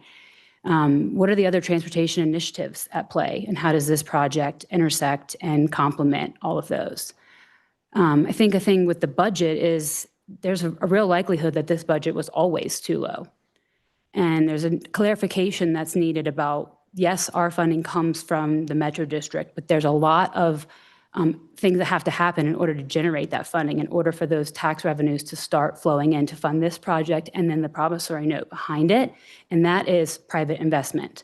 So it's, I think, an easy thing to say that what is corporate, whoever that's in reference to, bringing to the table, but that is our development execution risk that we're taking to even unlock those real estate values. If I can continue going down the list, I've just been keeping a couple of things that I wanted to respond to. Councilor Gary, you mentioned the shuttles. I think it's important when we talk about the shuttle piece of this that the study is looking at the shuttle system as a whole. So right now, that includes the Meadows shuttles, which is about 32 shuttles an hour on the road, causing congestion, carbon emissions associated with that. So really, that's another interdependency of the project, that we need to get those shuttles off the road, out of the GTC. That's where the gondola comes in to unlock the other pieces for how the private shuttles are accommodated in the project. So it's, you asked, are we taking any shuttles off the road? Yes, actually quite a lot by combining both of those uses. You also asked a question about the Meadows lot improvements, and I think it's just important to mention where those improvements are coming from. These aren't like over and beyond. This isn't beautification. These are just code requirements that we're addressing: drainage, landscaping, lighting, access, different components that are just required by the development application. So that's where that number comes from. I think that covers the list. Does anyone else have any questions for Yeah. Michael? Yeah, I do. Go for it. So we don't have, but I'll reiterate the numbers that Gates had put up for SSRC contributions, and I'm hearing your challenge with these the costs, but I look at the costs and I look at 22 to 25 million is for the gondola, 15 million is for the Meadows lot. So about 40 million of this 40 to 45 million is directly benefiting Ski Corp. And there's other offsite improvements of 4 to 5, 2 to 4 million. And so I'm looking at this and saying, Ski Corp, what is Ski Corp's contribution to the GTC? That is a benefit to the greater community. Because I look at these numbers and I look at it and I go, the SSRA is putting up, 30 to 35 million to build out the GTC. And on top of this, Ski Corp is asking for the promissory note of 13 million to offset your costs, but you're offsetting the cost of a gondola and Meadows lot. So the numbers aren't adding up to me. I think it's important to remember that both sides of these projects are reliant on the improvements being put in at the GTC are reliant on the improvements that are happening at the Meadows lot. Neither side can work without the other. If you don't have the gondola, you cannot close off Mount Winter Circle. If you do not close off Mount Winter Circle, you're going to still have all the private vehicles coming up there, causing all the pedestrian safety issues that exist today, which is the catalyst for doing this project at all. There was a reference to community plans earlier. This project is in almost every community plan that has existed over the last couple of decades. The priority for enhancing the base area arrival experience, making it more sustainable, making it more pedestrian friendly, that is listed as a goal. And so looking at how does that improve the base area for all users, that's where the synergy of this partnership really came from on the heels of the Full Steam Ahead investment. So when we talk about the benefits, we're looking at the base area as a whole and the ability to leverage a public-private partnership to accomplish a greater vision that has been a part of the community's priorities for quite some time. I'll save the rest of those comments to for council discussion. I have some more questions for Gates. If somebody wants to have more questions for Michael, that's. Any other questions for Michael? I'll just ask Michael this and then I'll ask Gates this as well. So we agree that a June 30th deadline is reasonable. I mean, if we say, go back and, I mean, in terms of one of the options to come back, I mean, in terms of the option of the June, one of the options is basically to take another stab at this, but with the June 30th deadline. Gates and I worked really closely to put together the communication form to explain all of the nuance of the last 4 years. The idea behind the deadline, we weren't necessarily consulted on June 30th, but as we have been for the last year and a half and throughout this project, we're at the table, we're willing to look at all of the options to make sure that this project is delivered. Right. I mean, I guess I'm just really trying to do a reality check because we have been at this for a while, right? I mean, are we really setting ourselves up for success if council were to say, come back to us by June 30th? We're willing to give it a shot. Thank you. Thank you, Michael. Gates, I have a math question for you, Gates. Sure. Well, a math question. I understand that the project we originally, SSRA was committing to was 20 million. Correct. We were going to get a 13 million promissory. For a $7 million net investment. Okay. Now we're being asked 30 to 35 million and give up the 13 million. That's correct. So our involvement will go up to 45 to 48 million. No, so it's just that the investment will total 30 to 35 million. And then if we end up negotiating away the promissory note, there would be no refund coming against that on the back end. But so the 30 to 35 million would be the total commitment from the public side. So the net That would would, include the non-repayment of the 13 million.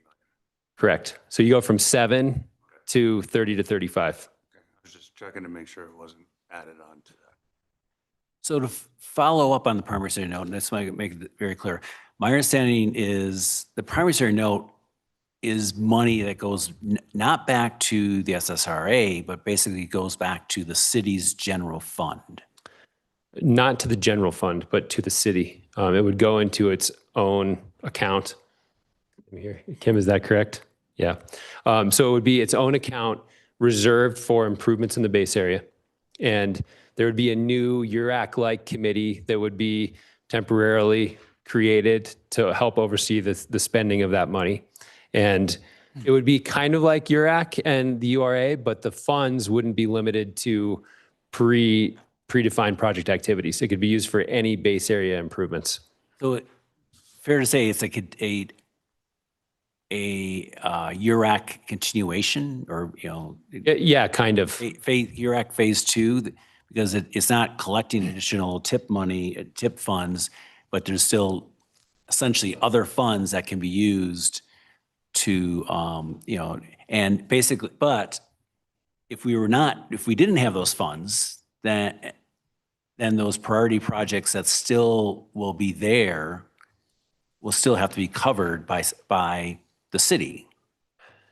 Correct. I mean, if Yeah, or they just won't be completed. This could be extra things. I mean, for instance, the GTC, if we didn't have a special pot of money to fund the GTC project, it's not likely that it would be improved. Right. Gates, Okay. are you done? Yeah. Sorry, I didn't want to take your spot. Didn't mean it that way. Help me understand this. If we value engineered this down to 10 million aside and created some kind of a GTC that was pretty with new sidewalks the way it is, we would be left over with a lot of funds in this general fund, in this SSRA, the URAC funding, to the tone of 10 or 15 million dollars. The list that I'm looking at right there, is that exhaustive of what was part of the ballot language for this TIF? And what I'm leading to is that, let's say we did not do anything with the GTC or a $20 million lipstick on a pig kind of thing. And we did every project that was part of the original ballot language. It goes to reason in my common sense that we're going to have an excess of funds. What happens to those funds at the end of the TIF? So, And all the projects assumed are finished that were part of the ballot? so what you could do, there are several improvements, such as a roundabout on the Highway 40 off-ramps, that the city could move forward and make that improvement, even though it's not necessarily warranted. I mean, there's not enough of a delay there that you would typically move forward with an improvement. So there are a couple different cases, or the intersection of Burgess Creek with Mount Werner Circle. That intersection functions fine today. There's no reason to make an improvement, but you could. If you had money to burn, I mean, you have to defend it, but you could go and make all of these different improvements and try and spend down the funds. Alternatively, you could return any excess funding back to the TIF taxing entities, which the property tax would go back to the county, the sales tax would come back to the city. And I've been told there might be an issue with Tabor limitations, so it might end up in refunds back to the taxpayers inside the URA boundary. Okay. Okay. I have one more question. Sorry, I have a roundabout question. So I don't know, Gates, or if you want to pass it off. I'll ask my question, then I was looking at John and Matt. But my question is, so I understand that the roundabout at Highway 40 and Mount Werner has, one, URAC has deprioritized it, and two, because the traffic does not show a need for a roundabout at this point, the traffic flow. Yeah, so the way that that project was initially structured for funding, it was going to be a partnership between the city and the URA. And the city's side deprioritized that and took it. I don't know if it was ever on the CIP. Was it ever in the CIP? So at one point it was in the CIP, and then the city decided to deprioritize it and take it out. And at that point, the URA took it out as well. And it does not meet warrants for improvement. Okay, but it is in the URA. It is an approved phase 3 project activity, yes. Yeah, so it does not actually require city funds outside of the URA funding. So Correct. Whether the city decide to fund it or not, that doesn't matter. So this is my specific question. So I get we're saying right now there might not be a need based on traffic, I'm guessing. I question that with that hotel coming up this summer. I understand staff projected out so many years. But looking at the purpose of roundabouts, it's more than just traffic. So I would love to confirm my understanding. We're talking about safety for pedestrians and bicyclists. We're actually talking about time savings for people to get through the intersections. Supposedly they're more environmentally friendly. Love to check that one. And that it saves money by not having traffic signals and other costs. So, I mean, are there other benefits to roundabouts outside of just saying we don't have enough cars? Yeah, absolutely. It's one of the highest performing intersection options that we have. Absolutely, I agree with everything you said. Okay. That roundabout in particular is a smaller project than the Mount Werner intersection would be. So the budget is smaller. That one might be on the order of $4 million. And, you know, we very well may have enough money to do the GTC project and that roundabout. Okay, thanks, Gates. Do we feel we have a fairly good understanding here? And we could go on to public comment? I have additional questions. Sorry, I've been, Okay. are people been Will it allowing them be in? your understanding to be able to make a decision? On the slide you had of the costs, I was actually confused, and I think I have it to understand the budgeted costs. You had 3 to 5 million on snowmelt geo, but that's not really snowmelt geo. What I'm getting at is basically that's the offset the electric boilers. It's not, there's nothing geo there. So if it ends up that we were doing a cost share on an electric snowmelt option, then the total cost would be, again, $1.25 million to $1.75 million. If we get down the road and geothermal looks like it's potentially feasible, there's a range of scenarios. I mean, it may be feasible by itself. Maybe a third party comes in and the financial profile of the project is such that they will fund the entire thing and there's no public subsidy required. It may be that the numbers are so tight that to get it over the hump and make this project feasible, the geothermal project, that SSRA may have to consider a public subsidy into that system, potentially again in partnership with SSRC. And so that is just being transparent about that financial risk. Okay, so does that mean there's an additional, there's an additional 2 to 2.5 million that needs to be added into this because that is for electric boilers? No, so it's an either or. Okay, because because I read at least the intro of the geothermal study and the numbers that it's showing is, at the very low end of phase one is 13 million, but the full build out is 150 million. And I'm trying to, we need to get to a budget here for this. And I'm struggling with numbers that could come in and explode these, these numbers again. So again, to my earlier comments, the time that it'll take us to finish the phase 2 study, to get through those detailed designs and actual cost estimates, to bring that uncertainty down on the cost, and then the time after that to go and negotiate with third-party funding partners and negotiate a full construction and funding agreement, it will just take too long. I mean, there's a lot of risk and a long schedule involved. So far, it's still a potential. It's okay. I was trying to understand the numbers that are here. So thank you. So, yeah, okay. All right. Let's open it up to public comment. Is there anybody in the room who would like to make a public comment regarding this item? If so, you're welcome to come down.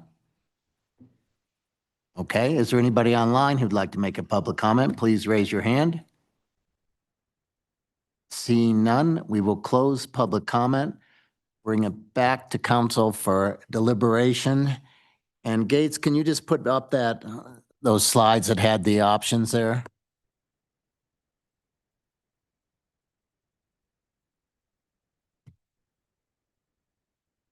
So, There you go. yes. Okay. Let's discuss. Where are you at? I can open it up. Go for it. Go ahead, Brian. At a high level, looking at this with clear eyes, SSRA funds should be spent on public spaces to encourage economic activity. I believe there was some mental and verbal gymnastics to normalize this agreement early on. It worked well when the council president at the time was an active employee of the resort and was drinking the Kool-Aid at the same time. Now that things have changed, the only thing that really has changed is what the resort wants and that they are not exactly getting what they want. This is not complicated. I believe that this is intentionally being made complicated so that we have a feeling of a sunk cost fallacy. We are being told that too much time and money has been spent on this, and therefore we must move forward to give exactly what the resort wants. As Michael pointed out, this project has been in the plan. Pedestrian safety is a priority. Improved traffic flow is a priority. How that plan is implemented is being framed as if it's fixed, and it's not. How the resort wants that plan to be implemented is fixed, and that is creating the problems that we are running up against. The way I see this, that chart that we had up there, the gondola and Meadows are investments in their own private, their own assets. So basically, the way I read that is between $2 and $4 million is the amount that the public is getting from the resort. We've bartered a seat at the table for $2 to $4 million for a wrench to be thrown into something that does not need to be this complicated. If we take the goal of trying to improve pedestrian safety, improve transportation, and improve GTC, I guarantee you that we could come up with some reasonable plan that delivers that there. But this, once again, is being made overly complicated because, and I believe it's intentional, to try to get a specific outcome that Alterra wants.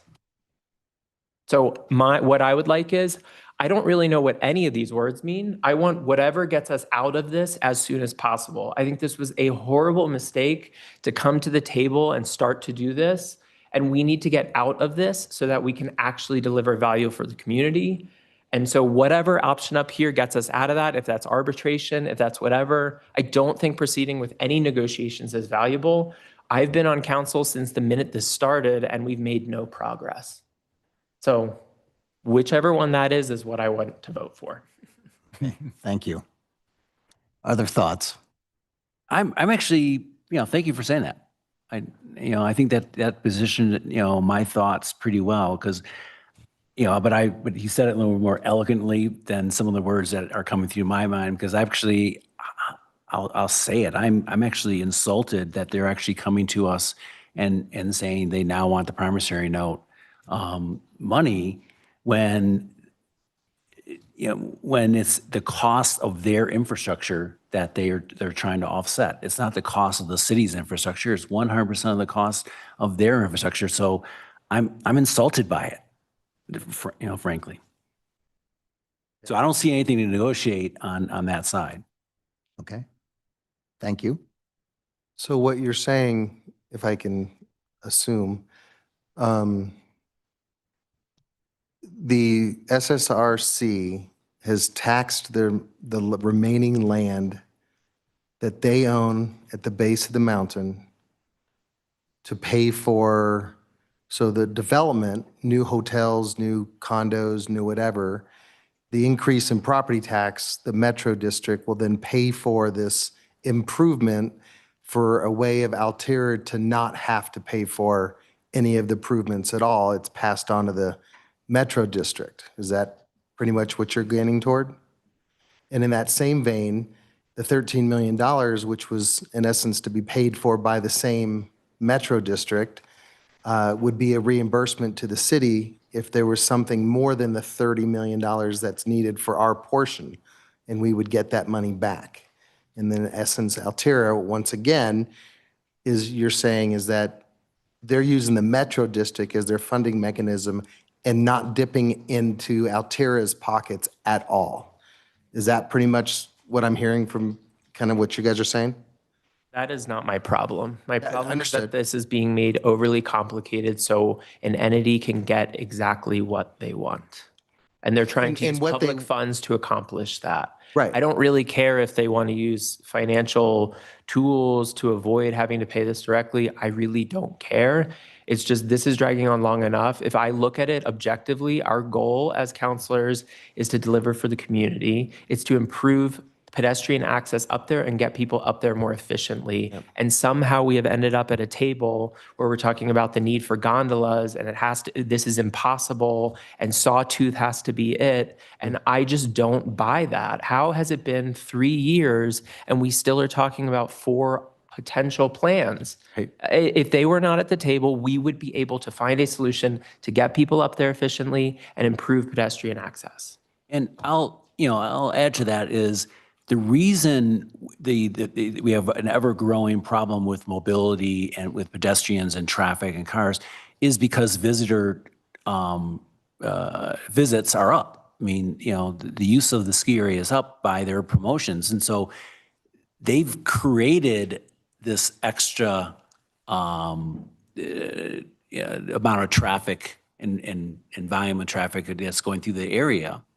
And so they're now asking us to fix it. So why is there a gondola transit center there in the first place?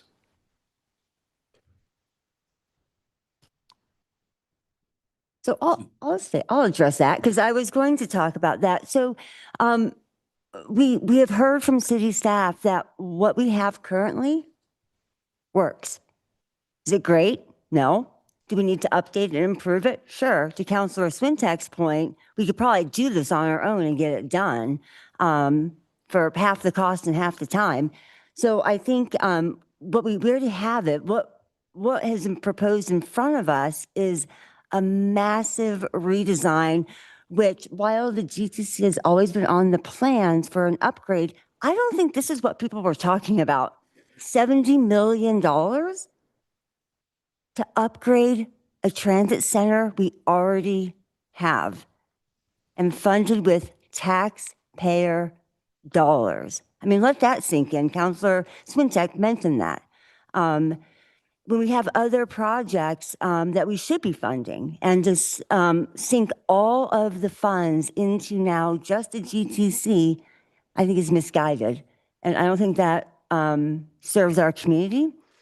And I am also, one last comment, I'm struggling with the community benefit of this project.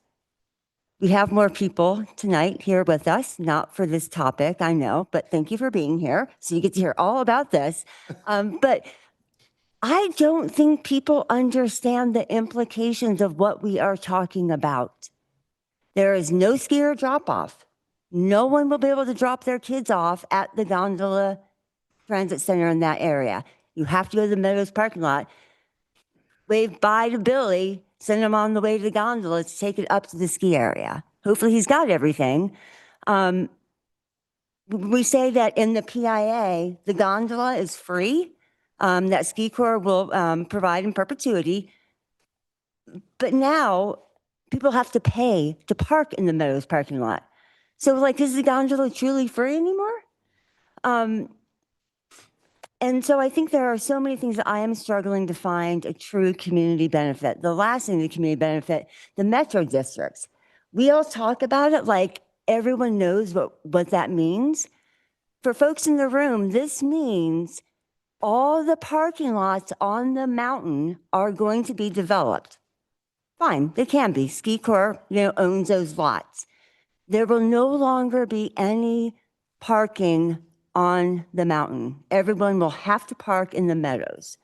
That's the stuff that I don't think we're truly talking about, that people really understand. And for $70 million, you've got to be kidding me.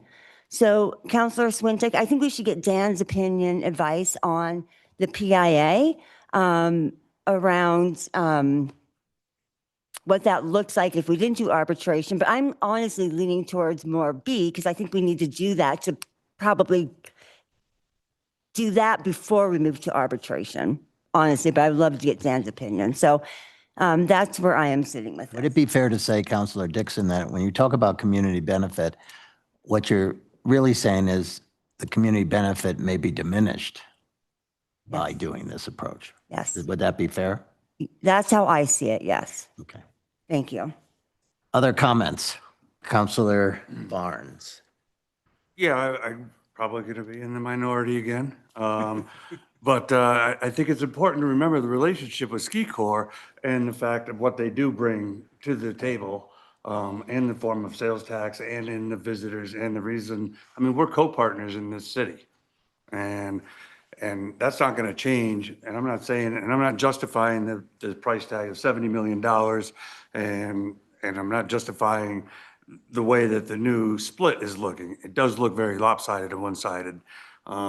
It feels like, I think full steam ahead was somewhere around $500 million, 400 million of investment, from corporate. And it feels like corporate's been sort of left out of this process.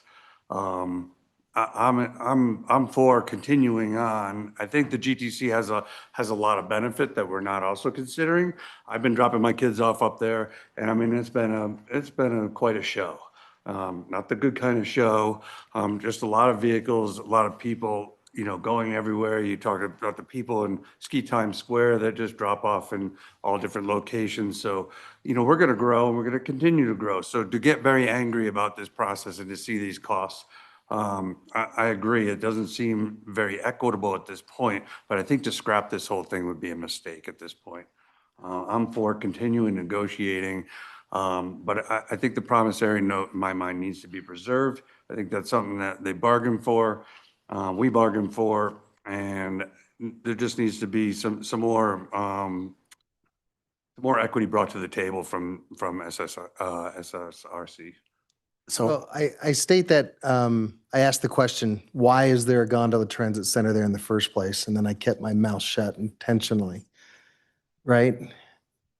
Mainly because somewhere a city council member way before my time in that city council felt that the city bus should terminate somewhere up there at the base of the ski mountain for the locals, so that people can get on a bus and drop off right at the base of the ski mountain and before even parking. And so there is a huge public benefit to having a gondola transit center. Does it have to be Disneyland? Does it have to be the top of the line with everything that's there? I appreciate what you're saying, that it's working for the most part, but it's not the most attractive destination. What I'm seeing is that it's truly a partnership. The partnership has been defined because there's a ski mountain in the city of Steamboat Springs. And those two partnerships we have to maintain and will maintain long after I'm gone. Okay, and so as we look at this gondola transit center and we look at where the amount of money or lack of money that Altair is willing to put of their own capital investment into this one project, that might be one of those triggers that help our negotiated team to say, okay, if Altair Corporate decides to pony up a little bit of money, how would that make you guys feel toward this project? Even that it's maybe too big, but if you saw Altair Corporate putting in some money in capital toward the 75 million, what would that make you guys feel toward all coming from the Metro District and the URA? It's not about the money. It's about the lack of good faith. It has been 3 years and we have heard that this is impossible, that there's roadblocks. We have to have we spent 1.5 years talking about how Sawtooth was critical and pull through just never could possibly work. Then the buses came That too big. is my problem. It's not about the fact that they aren't coming up with money. It's that it has been 3 years of dragging our feet because this is what I want.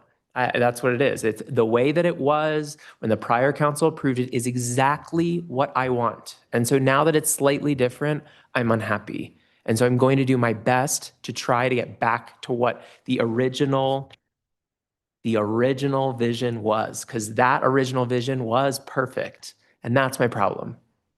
Okay, let's see where we are really fast here. Councilor Agosta and Councilor Swintek, as you look at the alternatives up here, which one are you guys supporting? Dan, what does any of this mean and how do we get out of this as fast? Like I'm just trying to see where everybody's at here. Like I want this to be over. So which one of those is that? You're done. There's no circumstance in which you would want to proceed with the project? Is arbitration the best one where somebody just says? So arbitration is one way out. Arbitration would take time. There is an end date on this thing, at which point the contract just terminates, which is December of 2026. It can be extended for 1 year. So, do nothing. Doing nothing in arbitration probably get to the same result at the same time. So my vote would be to do nothing. There's lots of projects to spend money on. Oh, okay. Right? We could direct them to. You said redirect the funding to other projects outside of this.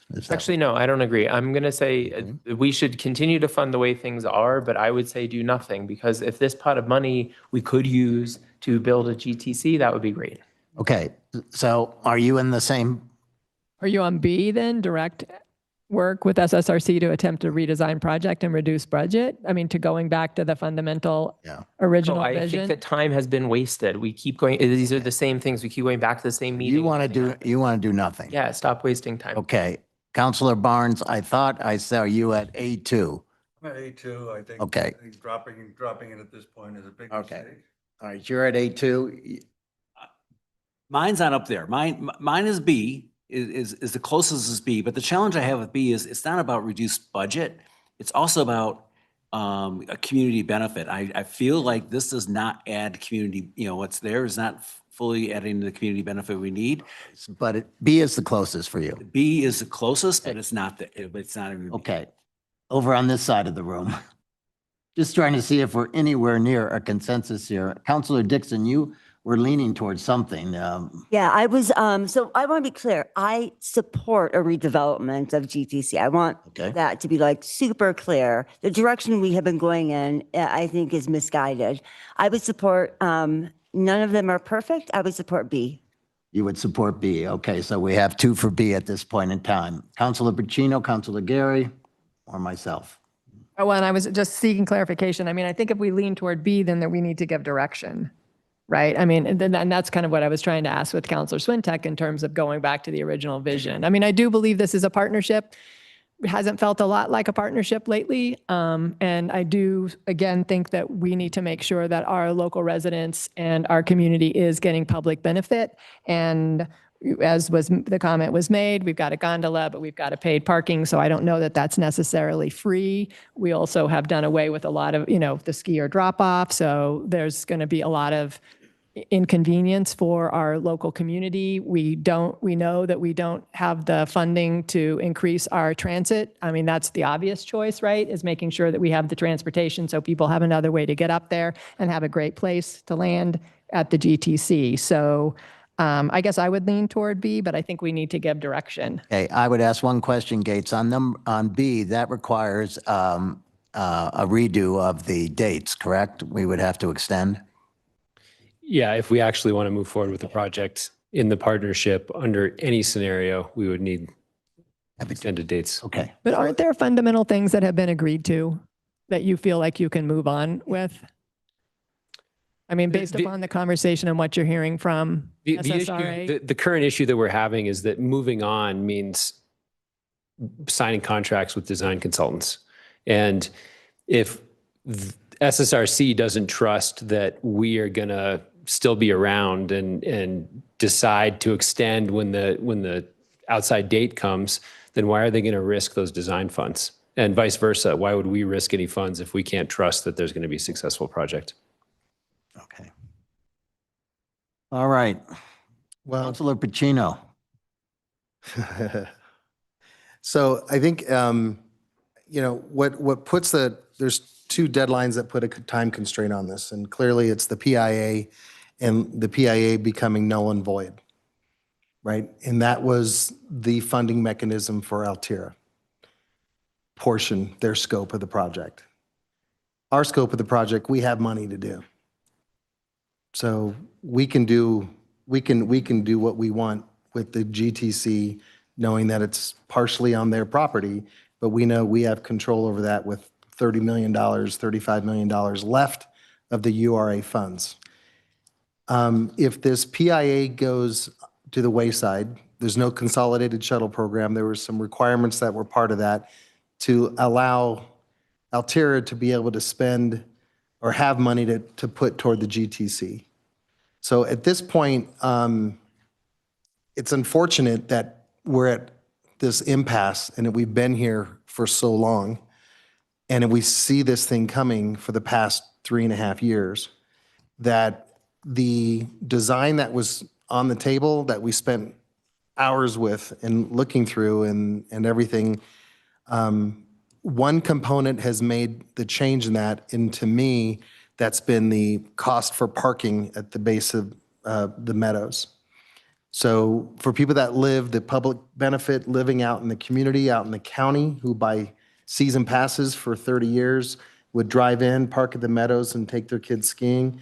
We've gotten those emails that those people are now concerned. So as we're moving forward, trying to figure this out, and then Ski Corps and Altera is now finding a funding mechanism again of charging for parking, that's not a public benefit. And so we are seeing a couple of things that are swaying toward Altera and less on the city.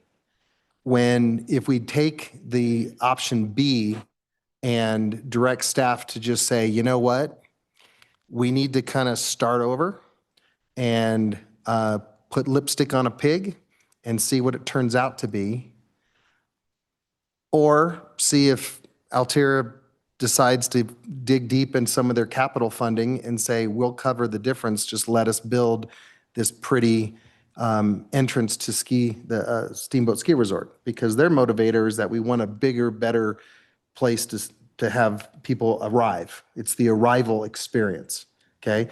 What we're all looking at on the city side is we just want to have public benefit where people can get dropped off and it's easy for the kids and families to currently do it. So there looks like we may just have to go back to B and just scrap the whole thing. And my concern, the reason why I was asking about the money, what happens after 2029, is that we now have a trove of money that we then are no longer going to be adding to. In other words, there's no more TIF that's going to add to that fund. And we now have a finite amount of money. And then there's no metro district, so we have no trickle money coming in for any maintenance. That's all we have left to fix the blight of the mountain. Okay, so are you advocating B? I would be, I really like A, or A2, but B is sufficient for me right now, understanding that I don't know if we can get past the PIA successfully. And it's really because the PIA has so many contentions. Well, I think we may have a majority here. We'll find out in a second. I just wanted to say one thing, and Gates, you can respond. But Councilor Swintek mentioned for 2 years and 6 months now, right? That we have been going through this and actually, when we first started it, it would seem like the big stumbling block was snow melt. And now here we are 2.5 years later, and that is not the big stumbling block. And I too struggle with the community benefits side of the diminished return on that benefit. So I'm hearing that that we might have a majority here who wants to proceed with B. So Is that where you're at? that's where I'm at. And so I would ask for a motion at this point in time by somebody, unless you want to say something. Yes. Dig deep. An important legal detail. The PIA was written to protect the URA's interest in pursuing this project. And there is a contingency project, which has previously been referred to as the breakup project. And if the project fails for a reason that SSRC causes, so if SSRC is the cause of the failure, then they are liable to pay 50% of a revised GTC project with no gondola up to $50 million just at the GTC. If the cause of the failure is SSRA, then that contingency project is no longer valid. So I just want to throw that out there that What if the cause of failure is both parties? then that's a question for Dan. You know, I think arbitration is really intended for a situation in which there is kind of a workable project and one party doesn't want to do it, which that's not really what I'm hearing right now. I mean, we have a project that has changed quite a bit since we negotiated this agreement. So, you know, to answer Gates's question, if we can't move forward, I can't really give you a definitive answer on that. I mean, you know, we've been working with Ski Corps and maybe there's some disagreements about, you know, who has been trying hard and who hasn't. But the fact is the project has gotten dramatically more expensive. And so I don't know what would happen if we did that. We'd probably need to spend some time in an executive session if you really want What to. you've heard right now is, are we the ones that are reneging on this, or is this a mutual thing in your opinion? No, I hear you directing staff to continue working with SSRC, but I'm not really hearing a lot of hope from anybody that we're going to figure out a way to solve this tens of millions of dollar problem. Well, the other option, right, would be D, is we direct staff to work with SSRC under option A2, which I heard, I think there was a potential, at least a couple of council members, right, that believe that, and to report back by June 30th. I mean, would it make a big difference to council if corporate did come up with funds and did come back and they said, all right, well, we're going to put our best foot forward, which case D looks like. I mean, 60 days is not a lot to ask to go through that one more process, and then we know where the tone of council is right now. So, I mean, that's why I say A2 to me is workable. And I would like to see us negotiate a little bit if it's just till June 30th. But after that, I think Plan B is B. Okay. I mean, I still have an issue with the lack of short-term parking. There's a lot of, we can get into the nuances and the weeds on this because, yeah, I agree. There should be parking and all that other stuff too. So, but that would beg for option B, right? Is that we become specific in terms of what we're directing staff to renegotiate Well, or revalue. Construction documents Redesign. aren't on yet. So there's still room for redesign and some design on some minor scale that adds some parking. No, but the construction documents aren't built. Have you guys paid for construction documents yet? I'm telling you, they're not willing to do it. I'm just saying. Okay, But may I clarify, A2 though is saying that we will increase, SSRA will increase our contribution. And that we will deprioritize, am I right, Gates? We will deprioritize any other project and only fund this one area in the URA. That's what A2 is saying. I disagree with that. assuming that the rest of SSRA shortfall they make up. Yeah, That is the assumption. yeah, and I kind of am with Councilor Swintek. I don't care what KeyCorp or Alterra comes to the table with. I'm looking out for the interests of our community and our taxpayer dollars. Would you like to, Retract my A2. I'll retract my, would somebody B, I'll like to go make a back- motion? go back to Let's see B. where we are here. Councilor Dixon, would you like to make? I would like to make a motion to direct staff to pursue option B with SSRC. Do we have a second? I'll second. Any further discussion? Yeah, the discussion I have there is I want to make sure that one focuses on today on budget. So I wanted to add something as before you even said it, that ensured more community benefit to the design. And I feel like we're struggling with that current design. And so it's not just about budget. Well, remember, Councilor Agosta, that B comes back to us. So if the community benefit isn't there, we won't approve it. I think we also give that directive to URAC. Okay, yeah. Okay, we have a motion by Councilor Dixon. We had a second by Councilor Geary.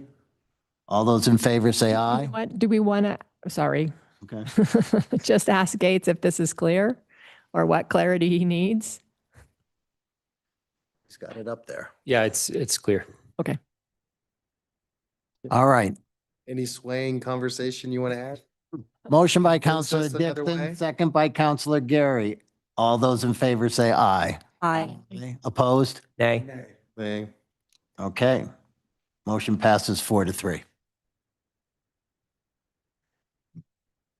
Okay, can I have that we can adjourn from our SSRA meeting and reconvene to our regular city council meeting? Are we done with everything on the agenda? Oh, no, we got to approve the budget first. Approve the budget. Let's go to that. Who is going to? Thanks, man. That's We got more. We're good. Let's do the Agenda item 2, a resolution. agenda item number 2, a resolution approving the supplemental budget. Gates? Hopefully this will be a little faster. Yep. You've already seen this table. The supplemental budget appropriation totals $220,000. The only part of this that's for the GTC project is supporting the GTC geothermal grant. It'll be 100% offset by grant proceeds. Otherwise, it supports ski time and then a couple other small project activities. Questions? Okay, is there any public comment? Anybody in the room have any public comment on this? Please come on down. Is there anybody online? Please raise your hand. Seeing none, we'll close public comment, bring it back to council for a motion. Move to approve. Motion by Councilor Swintek, second by Councilor Barnes. All those in favor say aye. Aye. Opposed? Okay, motion passes 7-0. Now may I have a motion that we adjourn from SSRA? No, we have to approve the minutes. Oh, geez, you're right. So I'm moved. trying, Brian. Let's see. Trying to move us on. I'm trying to move it. We have 2 minutes to approve, November 18th, December 2nd. Any questions or comments regarding the minutes? Then I will entertain one final motion. Motion to approve. Second. Motion by Councilor Barnes, second by Councilor Swintek. All those in favor say aye. Aye. Any opposed?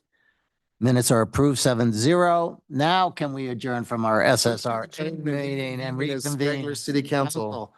Motion by Councilor Pacino, second by Councilor Barnes. All those in favor? Aye. Opposed? Okay. You. Thank you. Now, Thank you. we are going to take a break. I also see there's a bunch of guys. young people in the room who we have at number 12 on this list tonight. So I would like to suggest that maybe we move things around a bit when we get back. Yeah, can we do that? Yeah, we can Can move we that do up. that? Yes, we can do that. All right, so we're going to, Make a motion. Yeah. I'm gonna move that we, Move to move agenda item 12 up to agenda item 3. agenda item, So prior to city council reports. can we do that, Dan? Yes. Okay, You Andy, second. yep. second? Okay, motion by Counselor Swintek, second by Counselor Gary. All those in favor? Aye, opposed? Okay, motion passes 7-0. We will be back and deal with that item at 7:30.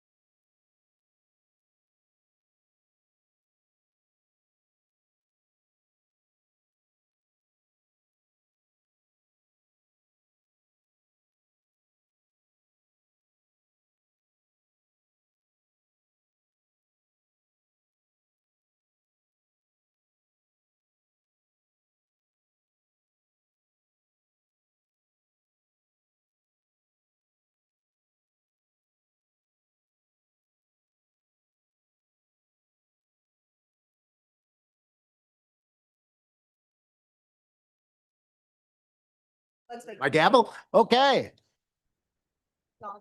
We are going to get back and reconvene if we can. I did use it, but not that hard. Finally. Go out. Are you good? Are you good? Okay, everyone. Yeah. 1 minute, we're going to get started. And we have everyone back in the room.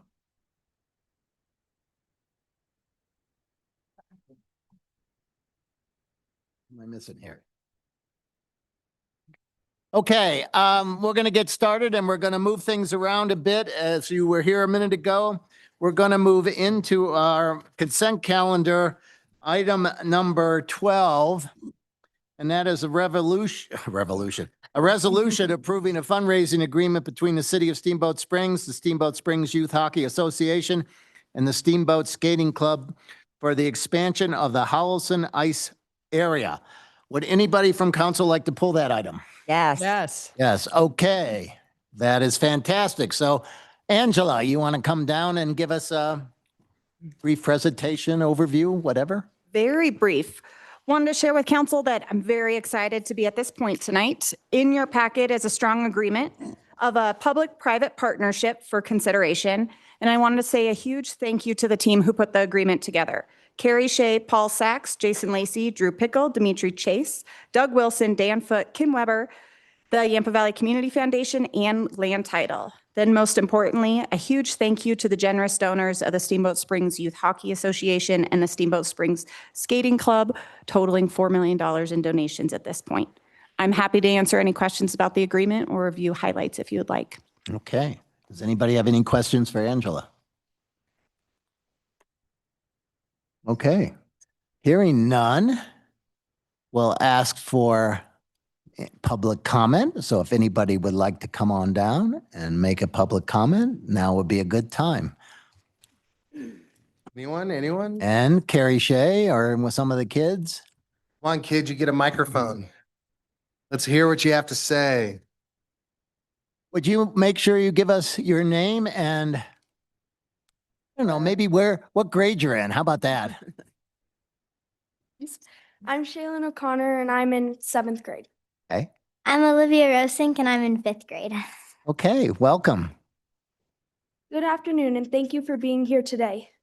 We are so grateful for the opportunity to speak and share our appreciation for the second sheet of ice. On behalf of the entire community, we want to sincerely thank you. This is something our whole community will truly appreciate now and into the future. This additional ice time is not just helpful to the Steamboat Skating Club, it is helpful for everyone who uses the ice. It's something we have genuinely needed. With limited practice days, many of us in the Steamboat Skating Club have struggled to stay consistent and continue improving. In fact, some of us have even felt our skills slipping without enough time on the ice. Skating is a sport that depends on repetition, dedication, and time, and without that, progress becomes difficult. This second sheet of ice changes that for all of us. It gives us a chance to practice more, grow more, and support each other as a team. In our club, the new sheet allows beginners to build more confidence and stronger skaters to keep advancing at a faster pace. It gives every member of our club and the community the opportunity to reach their full potential. We will not take this opportunity for granted. We will use every moment on the ice with purpose, focus, and gratitude. As a community, we are incredibly thankful for this investment that you have given us.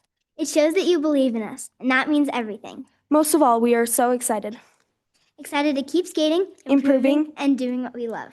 Thank you for making this possible for the Steamboat Skating Club and everyone in the community. And thank you for supporting our future on the ice. Sincerely, Shaylin O'Connor and Olivia Rosink. Thank you. Oh, you're welcome. Thank you. All Welcome. right. Thank you, girls. That was great. Is there anybody else who'd like to make a public comment? No boys want to come on down? No?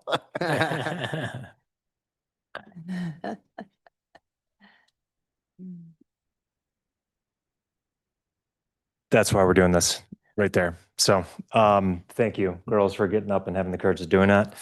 Carrie Shea, 331 6th Street, president of the Steamboat Springs Youth Hockey Association. And just want to add to Angela's comments and want to thank you. Obviously, this has been a very long road to get to tonight, but it's all about timing and making sure that things happen and things happen for a reason. And the growth and the need for this has grown through time. And the fact that we're here now with a solid plan, I think this is a great demonstration of a public-private partnership that can work. We're really excited about doing exactly that, and that's getting to work. But I do want to thank you for the time and consideration. Look forward to getting past this evening with the agreement and rolling up our sleeves and getting to work. But want to thank you on behalf of the Steamboat Springs Youth Hockey Association and our friends over at the skating club in terms of our joint venture, in terms of fundraising and getting what is needed to get to the point of city contribution, and knowing that this is a little bit of the chicken egg conversation, but we're all here together arm in arm to make this facility expand and benefit future generations to come. So thank you very much. You're welcome. All right, thank you, Carrie. Anyone else want to come on down and make a public comment? Is there anybody online who'd like to make a public comment? Raise your hand, please. Seeing none, we will close public comment. Bring it back to council for a motion or discussion. Well, I will start because this has been a long process since I've been on council and before. I think that it was tough pulling this agreement that we had in the past, and we have negotiated a fair deal with this $2 million to $4 million.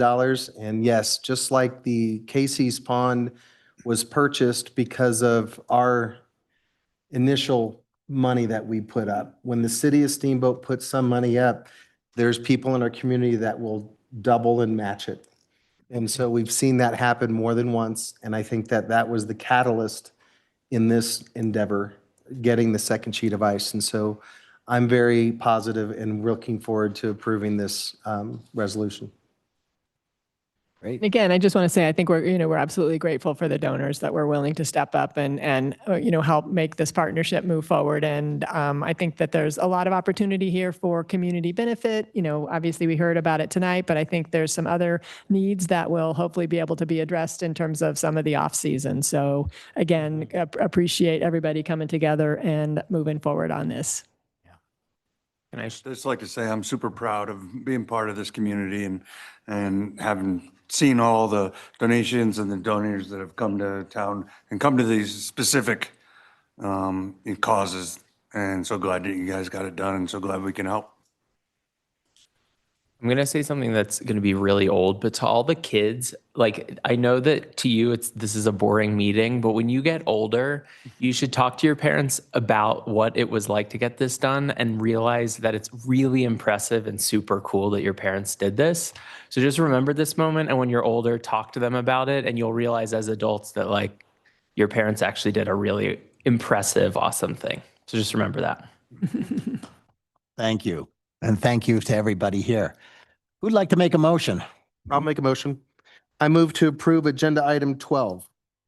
Second. Okay, we have a motion from Councilor Pacino, second by Councilor Gary. All those in favor say aye. Aye. Opposed? Motion passes 7-0. Congratulations. Come on. Come on. Thank you all. Thank you. Okay, we are going to skip past city council reports, agenda review, and staff reports. And we're going to go straight to the consent calendar. The other items, which are items 6 through 11. I'm just going to read through those, and then I will ask you if you want to pull any of those items, and then we'll ask the public. I just mentioned this. Yes, you can mention that. Okay, I will. I'll take a little privilege here. You get a little privilege. Quickly, just want to remind everybody that we, again, the Slate Creek Steering Committee did meet. And so the notes came in, I think, this afternoon from the last meeting. The next meeting is in June, I think the 16th and the 17th. So we'll reserve time on a future agenda to talk through this and get people and get council's input. So just wanted to flag that for the community as well. Thank you. Okay, so I'm just going to read through these items, and then afterward, I'll ask which ones you want to pull, and also ask if the public wants to pull any items. So the first item on the consent calendar is item number 6, a resolution approving a development plan, conditional use, major variance PL 202-50300, Eddy Line Townhomes. Item 7 is a resolution approving a development plan conditional use major variance PL 202-60002 lift up of Routt County building expansion. Item number 8 is an ordinance amending Chapter 26 of the Steamboat Springs Revised Municipal Code by replacing Section 402 and amending Articles 2, 3, 4, and 8 and the appendices to update the landscape code for water conservation, wildlife resiliency, and minimum requirements, PL 202-50313. Item number 9 is the first reading of an ordinance vacating a portion of a utility easement located on lots 1 and 2, Overlook Drive subdivision, PL 202-60050. Item number 10 is an ordinance rezoning property located within Hilltop Resort Condominiums, Parcel 1, City of Steamboat Springs, County of Routt, State of Colorado, from multifamily residential 1, MF1, to a custom planned unit development PUD zone district described and depicted in Exhibit A for the Hilltop Resort PUD, PL 202-50398. And item number 11 is a resolution adopting a new street name in the city of Steamboat Springs, Eddy Line Court. So, is there anybody on council who would like to pull any of those items? I would like to pull number 6. 6? Mm-hmm. 8. Okay. 8.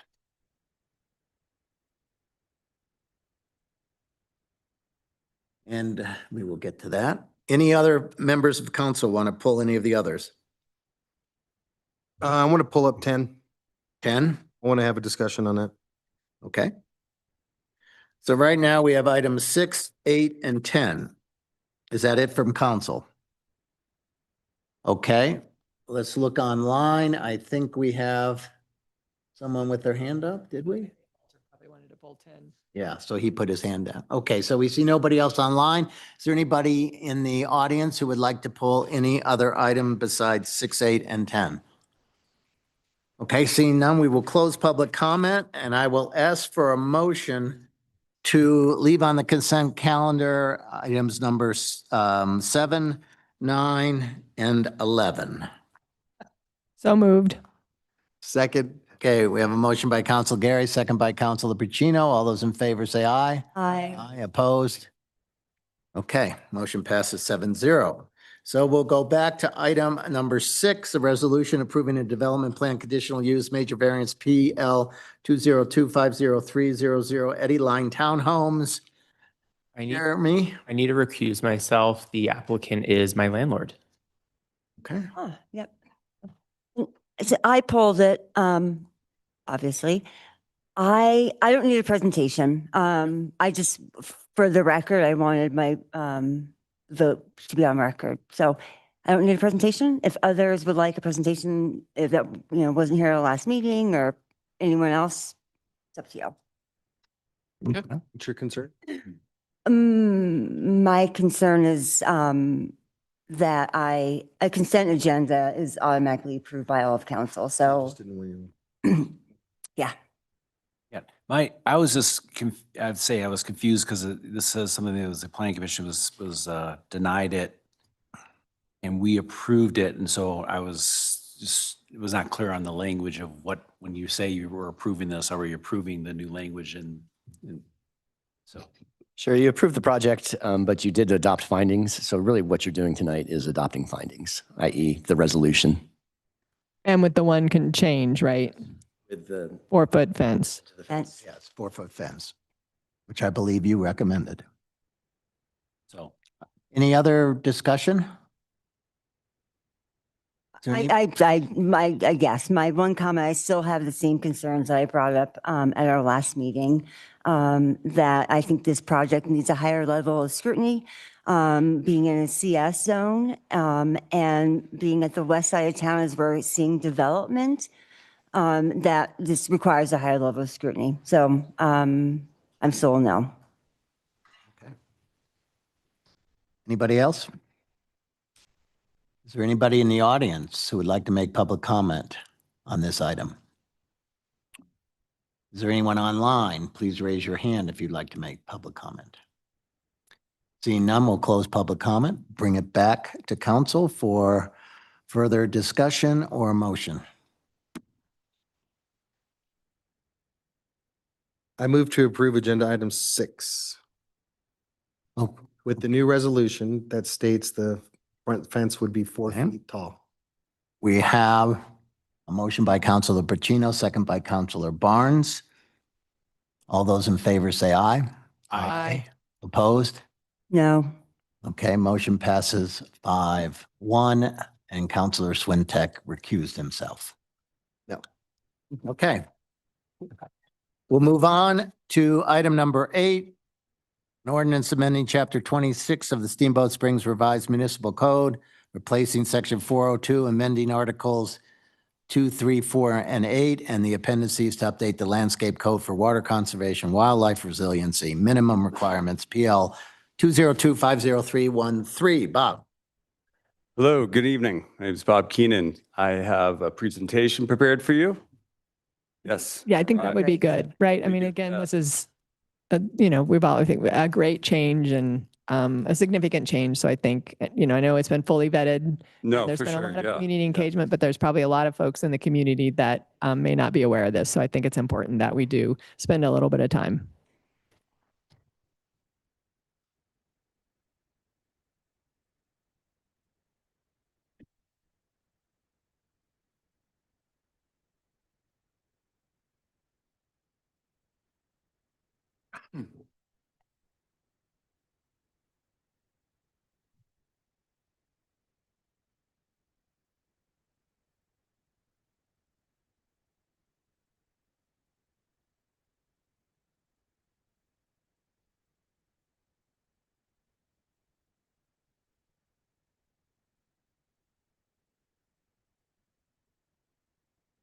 Just about there. One second.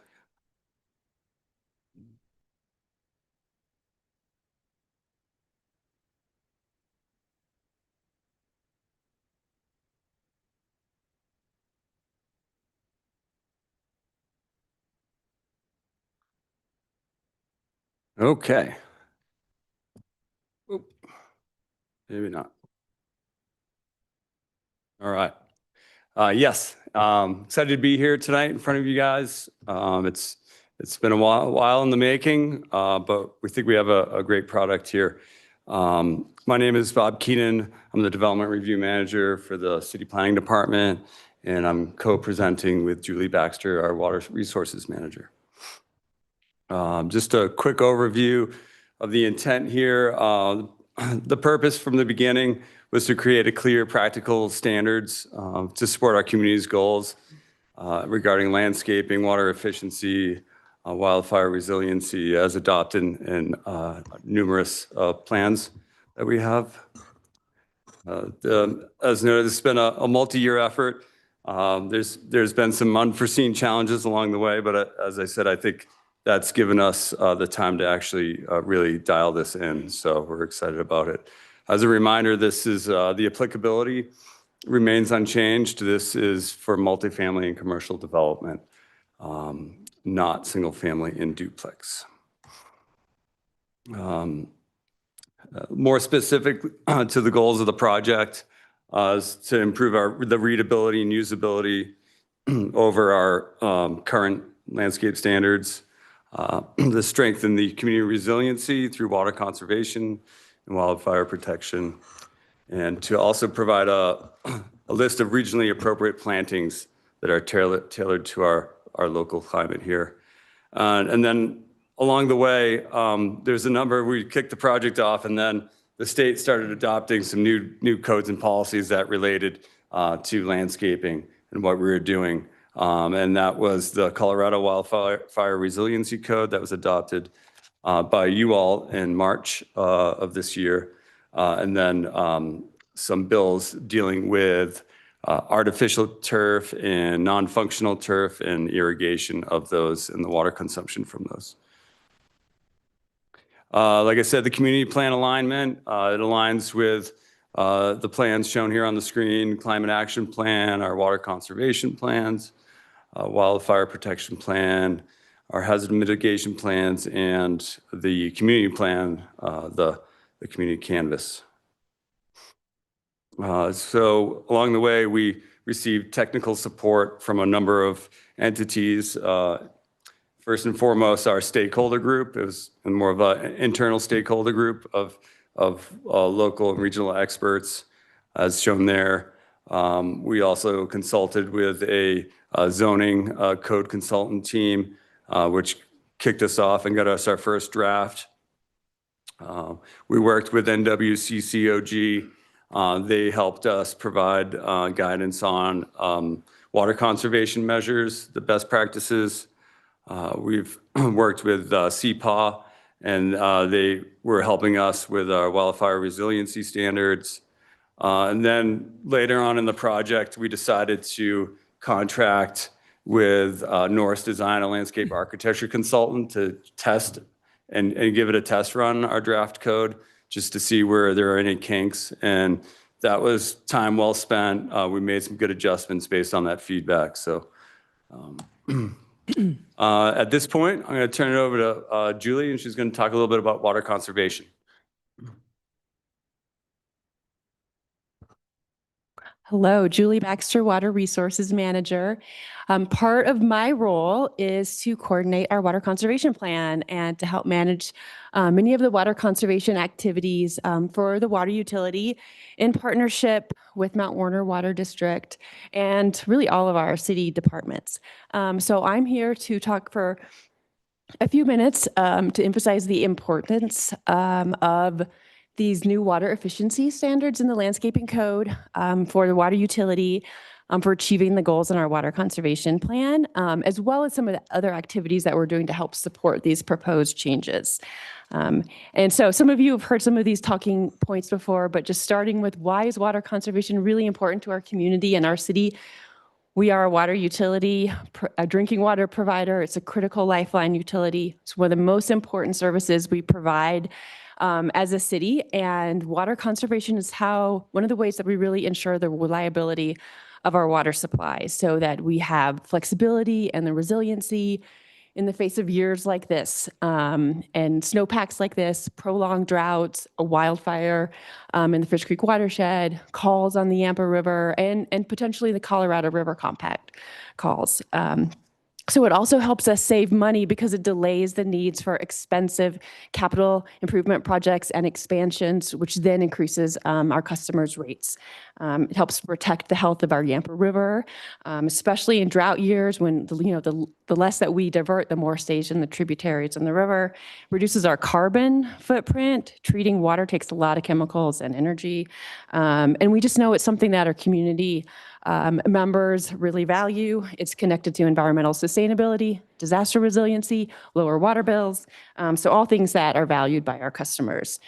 So incorporating these water efficiency standards into our development code helps us transition to a built environment that is more resilient, that helps meet our community's goals for efficiency and resiliency. And in years like this, which are likely to be more common in the future. 1/3 of all our water use, like averaged over the year, is outdoor water use. And national studies estimate that about half of outdoor water use is wasted. So this is why focusing on our landscaping code is important. And it is one of our goals as city council. It's in the city's strategic plan. Bob ran through the list of all these other plans that is in the climate action plan, the water conservation plan. It's part of our growing water smart action strategy. So we've been saying we're going to do this for a long time. We've worked on it the last few years, and this is where the rubber really hits the road.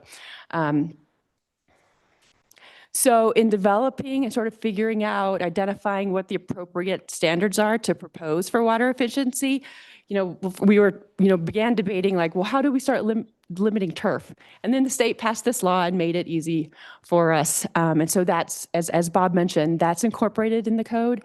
We also looked at what model codes were out there, best practices, documents from the Colorado Water Conservation Board, the Department of Local Affairs, Western Resource Advocates. We looked to our other communities in Colorado. A lot of the front range communities implemented these types of standards several years ago. Telluride and Aspen have more stringent codes, and the ones that we're posing are sort of along the same lines as Glenwood Springs and Durango and Grand Junction. So let's see here.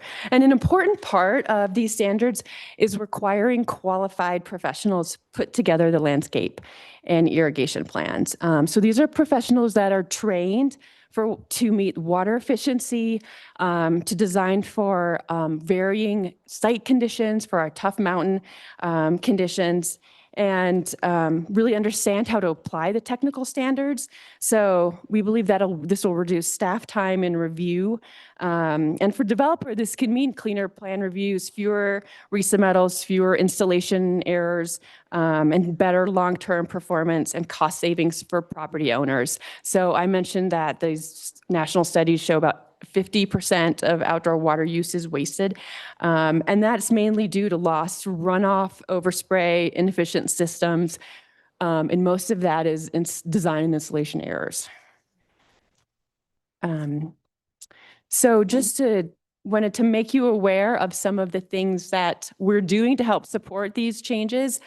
We, on Monday, our new water quality and conservation specialist started, Jenny Fritzen. So we will have, introduce her to you at a council meeting soon, and she'll be helping to work on a lot of these water conservation activities. Yes, we're so excited. And we are also, last summer we rolled out the new rebate program to help community members that want to upgrade their irrigation systems to be more efficient. We continue to work with Western Resilience Center on our education and outreach program in partnership with Mount Warner Water. That includes the new Garden in the Box program that rolled out last year, is continuing this year. We're looking into hosting a qualified water efficient landscaper, a QUEL training for our landscapers that it's a certification program through the EPA WaterSense program, and that we'll offer that for free, and that would let landscapers, they would be able to achieve a certification in irrigation auditing, efficient auditing. And then I know you all are aware of some of the great work that the Parks Department has been doing to make our facilities and our parks more efficient in our water use. So this is a shared effort across many departments, but the planning department has taken the lead on this very critical foundational component to achieving our water conservation goals. So I'll turn it back over to Bob to talk a little bit more about what those specific changes are. Thanks, Julie. All right, yeah, and so some of the key changes from what the existing landscape code requirements, you'll see we've actually backed off on some requirements in some cases for the amount of landscaping required with the elimination of the parking lot setback requirement. We now have a parking lot screening requirement to replace that. The entry corridor landscape requirements were like almost double the landscaping required along the frontages for those, and we found that just to be an excessive amount of landscaping. And keep in mind, we're, along with water conservation, obviously the number of plants you put out there is contributing to the water usage. So that's one of the goals. And I should back up, we try to provide a balance, right? We still want to have a beautiful community. There's a lot of benefit from landscaping and plantings, as you all know. So there's competing interests between that, water conservation, and wildfire resiliency, right? So it's just this kind of balancing act, but we think we've kind of hit a good sweet spot with this. But I do want to just note these changes here. The amount of frontage landscaping has been slightly reduced. We've eliminated the interior landscape requirements, and I'm happy to answer any questions on these, but I don't want to take up too much time here. Minimum size of trees and shrubs have been reduced for what needs to be planted on day one. And then compliance with the wildfire resiliency code will inherently limit the number of plantings, particularly on tight sites. Let like I mentioned, with the new screening requirements, we've allowed some flexibility where a property owner can choose to build a wall or a fence and reduce the number of plantings and the depth required for that screening area, or they can choose to not do that and just have more depth and landscaping for their screening area. And then what's new is parking lot perimeter and riparian buffer landscaping. Water conservation, we've talked about this. Julie brought up that plans for landscape and irrigation are to be prepared by a qualified professional. Require plants and landscaping to be based on the city maintained plant list. I'll also explain a little bit more about that here in a minute. 75% of plantings must be native or low water needs. Increased standards for efficient irrigation systems. And we will no longer require permanent irrigation for plantings that qualify as low water needs. They will need to be temporarily irrigated to get established, but that for a period of time. But permanent irrigation would not be required for those. As noted, we're incorporating aspects of the Wildfire Resiliency Code, along with the Class 2 defensible space requirements and maintenance requirements. Plant list. So there's currently a plant list in the Community Development Code that has not been updated in quite some time. Where we are planning to pull that out of the code so it could be a living document that we can update without having to go through ordinance and have some flexibility in how that lives. It includes water, like the water needs, whether it's native, the canopy spread, the height of the trees, et cetera. It includes a list of irrigation resistant plantings that support the fire code. And we've derived this plant list by researching regional appropriate plants, reviewing comparable community plant lists, and along with input from local experts and nurseries. There's edits to other sections that are required to make the changes we are making to the landscape standards, such as the zone and district standards, screening standards for uses, buffering and fencing, development standards, and some new definitions. Our public outreach efforts for this project, we've worked with the communications department to issue press releases, summarizing the proposal and listing upcoming hearing dates, as well as making note of our dedicated webpage on Engage Steamboat. We've emailed notifications to those that subscribe for code updates. We have a list of those that subscribe for regular code when we update our codes. And then we send direct emails to our common development applicants and consultants. Next steps would be second reading on May 19th. And then staff has some post-adoption work to do with public outreach and updating submittal requirement forms and getting things prepared for the proposed start on July 1. And with that, I'll be available for any questions. Thank you, Bob. All right, thanks. Questions for Bob? I had one quick question for you. Is the plan to do single family and duplexes at some point in time in the future? That is a phase 2, and because the state has initiated some rules surrounding single family use of water and irrigation for, non-functional turf, that is another phase that we need to be working with. Is Julie on. Is there a time frame around that at all? Do you have any thoughts on that?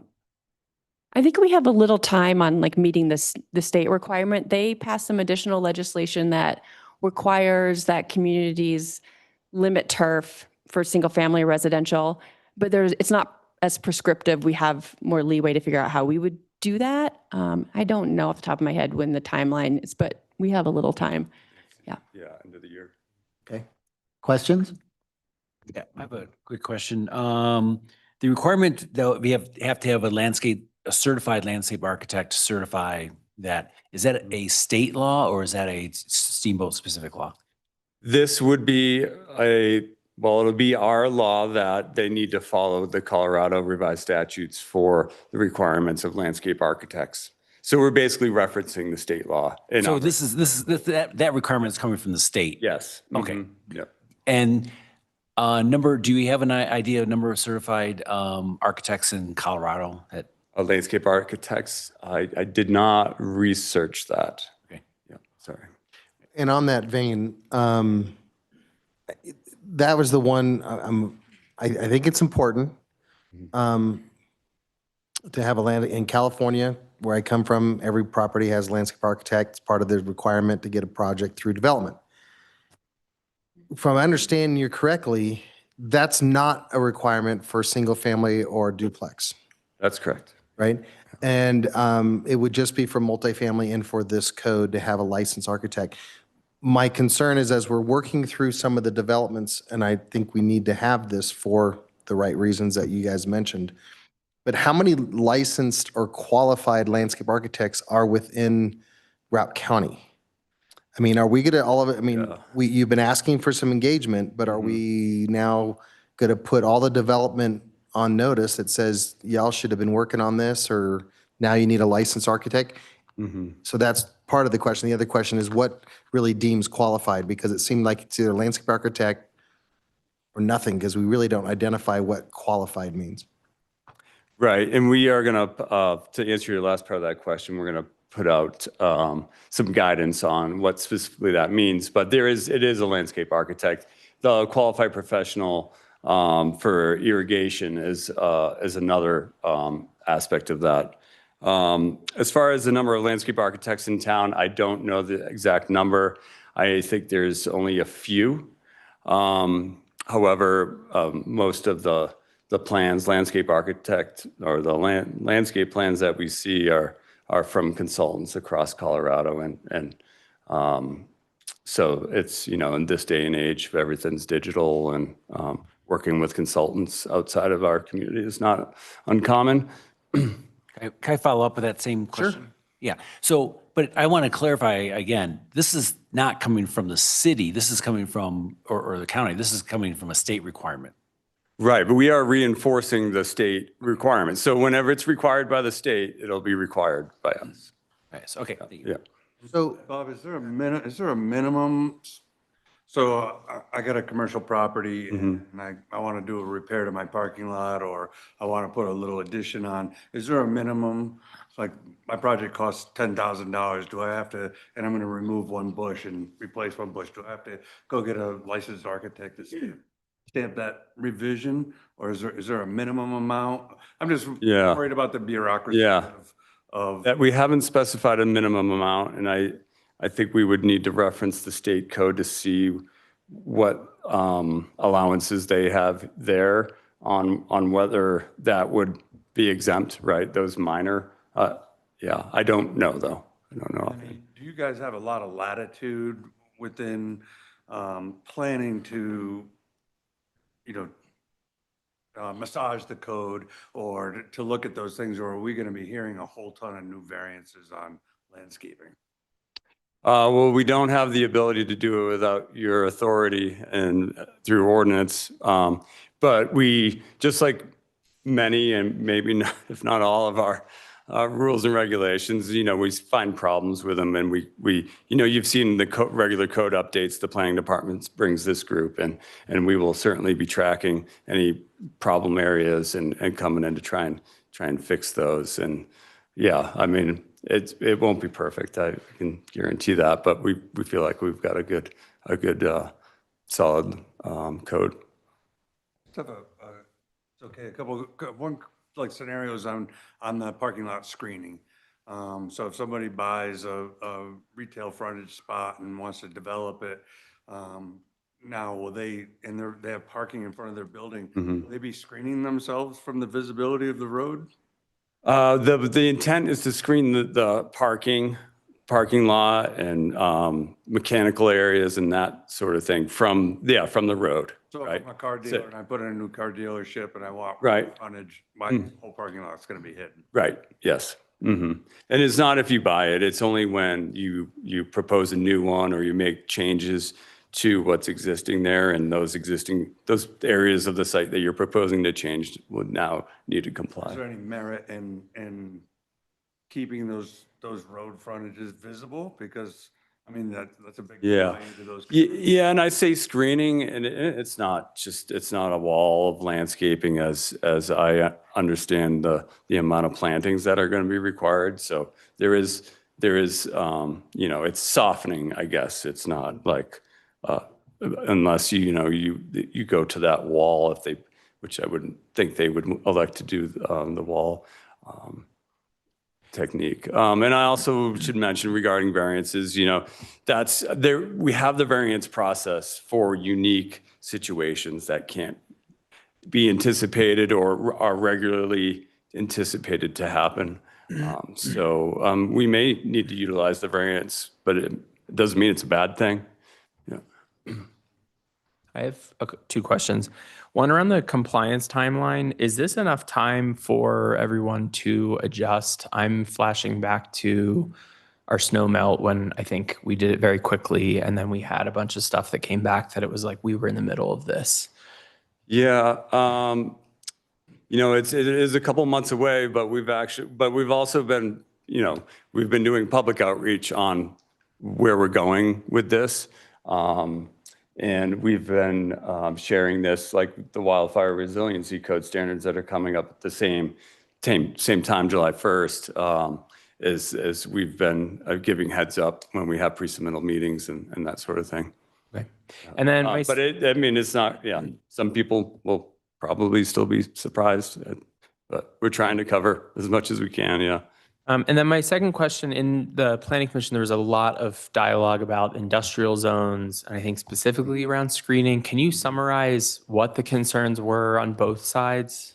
Yeah, regarding in that particular situation, the reference was for real small lot industrial, where those lots are being maxed out from setback to setback, and with the it was really the requirement for the perimeter landscape, because everything else has been reduced, that the perimeter parking lot landscape requirement would be impactful to the development of those lots.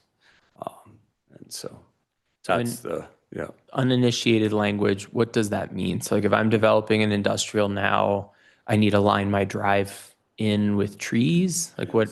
The perimeter, what does that mean in a? So the edge of your parking lot, if you had a 25-foot space parking lot, and the edges of it, the perimeter, not the front, but basically just be the sides. Okay. In the rear, if it bumped up against a property line or didn't have a building between it, there's a requirement to have plantings every 50 or so feet, number of plantings. That's a 6-foot screen, right? That's 6 foot wide, yes. Yeah, 6 foot wide area. And that is so we have the requirements, and we currently have them in the code for landscape islands, but those are just for the interior. There's been nothing to shade, provide water quality on the perimeter, and also to soften the parking lots from adjacent properties. In industrial, we have we have quite a bit of residential in our industrial. We have we allow a mix of uses there. That was the thought process behind the perimeter landscaping and how it would apply to industrial. And the residential component of that, it makes it more livable. Is that the? What's that for resident? You were saying because we have a lot of residential just there, there's a reason.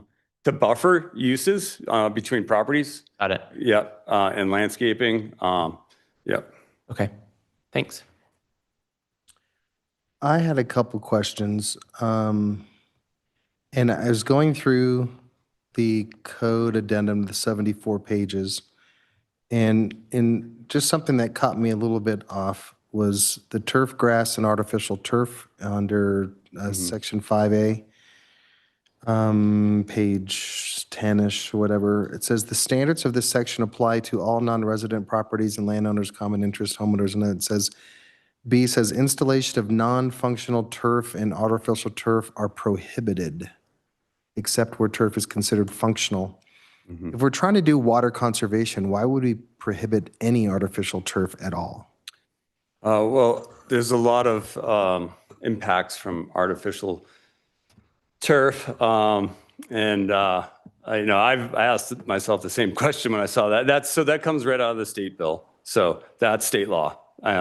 And so we've incorporated that into our landscape code, but it degrades the soil health. It ruins all the insects. It doesn't provide any environmental benefits. It contributes to poor stormwater runoff.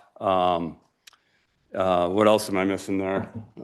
Yeah. I mean, it does seem inconsistent with water conservation. That's on a common sense. Yeah. And I'm like, that would be, now as again, multifamily, commercial projects that would want that little artificial turf. I can only think of one area in Steamboat, which is along Apri Skiway where the high mark is. And instead of putting grass along the sidewalk, they have a little artificial turf running the whole way. Would that be non-part of this? That would be out of compliance? Correct. Yeah. It's grandfathered until some. Understood, but that's an example of where a multi-use has used this product before. That's my understanding. Yeah. The other concern that I have, and I just kind of want to, I'm all about the plant list, and I look through this plant list, and I'm very familiar. My father's a landscape architect in California. I would never want him to design me something in Colorado, right? Because the plants that he would pick and the climate and everything would be totally different. So I see the value of pulling that out of the code, the plant list. But I do want to caution, when does the authority of the city council at that time, again, past my tenure, would there be someone who's going to oversee, who gets to dictate the plan? The current planning director gets to say that plant's good or bad, and that's the last say? Or I'm just concerned that there's no checks and balances with some of these plants, and I like where we're at, but I don't know what you guys have planned for that aspect. Yeah, there is an allowance in the draft code that says that with the approval of the director, something that's not on the list that still meets the goals and intent of regionally appropriate landscaping can be considered by the planning director. And then I guess if the planning director was to say, no, we're not going to accept that, it could come in through a variance and you'd have an opportunity, or that's good. Or it would come out through, they really want either an this appeal if it was an administrative application, or if there's an application that went before this group, you'd have a chance to work on that. Cool. Yeah, those are my only things. I kind of went through it in detail, but those are the few things, is the landscape architect and then this plant, kind of the purpose of pulling it out. Most everything else seemed reasonable.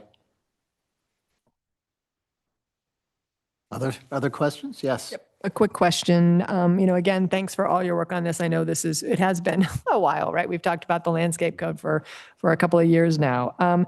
I was curious about the public comment that we got regarding hydro mulch and, and how intense it is in terms of water use. And because I was thinking about it more from the perspective, I know the landscape code also talks about like soil amendment. So I was curious, like whether you talked about things like hydro mulch or, integrating compost into, I guess requirements as well, given the propensity for, compost, with the soil amendments, make the soil healthier as well as water retention. And is that something that did you talk about that at all? Is that something that's next phase, just totally out of scope? Yeah, I guess it was kind of out of scope. And I think, that's a revegetation technique, which I think we could, I did share with the engineering department, and it could be something that's looked at, on our public works projects, revegetation, or what we require for revegetation of sites that have been disturbed. But it's not something that that's we felt was necessarily something we would require for landscaping for new development, if you will. It's kind of like a construction kind of re-veg kind of technique versus something permanent, I guess, is why that's not part of this. Okay, thank you. Yep, you're welcome.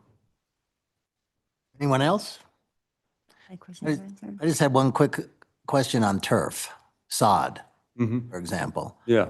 Is that a high water usage sod? It depends on what it is. And yes, I've been learning a lot about this myself. I'm no expert.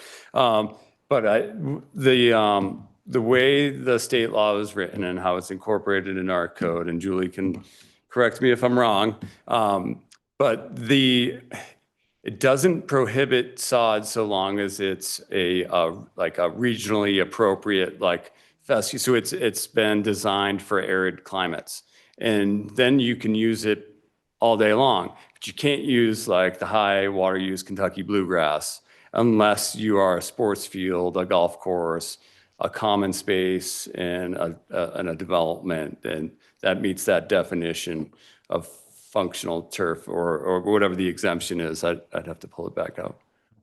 Thanks. You're welcome. No other questions for Bob? Okay, thank you, Bob. You're welcome. Thank you. Julie. Appreciate it. Is there anyone in the room who would like to make a public comment regarding this? Come on down.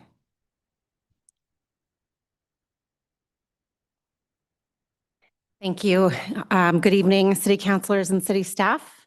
It's my pleasure to join tonight's meeting for the first time and have the opportunity to share a comment on behalf of Western Resilience Center.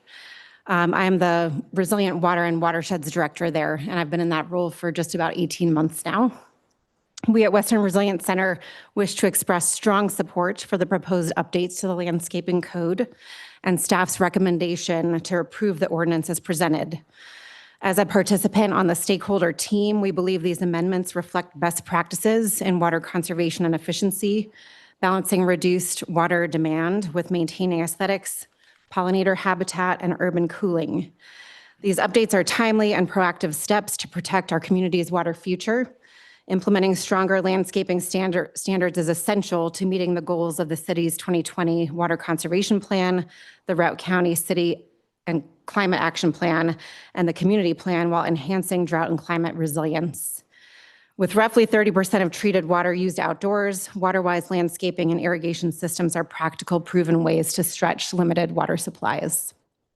We view the requirement that plans be prepared by a qualified professional as an important provision that ensures high-quality implementation while importantly supporting city staff and their time and capacity by giving them the confidence they need to ensure that standards are met.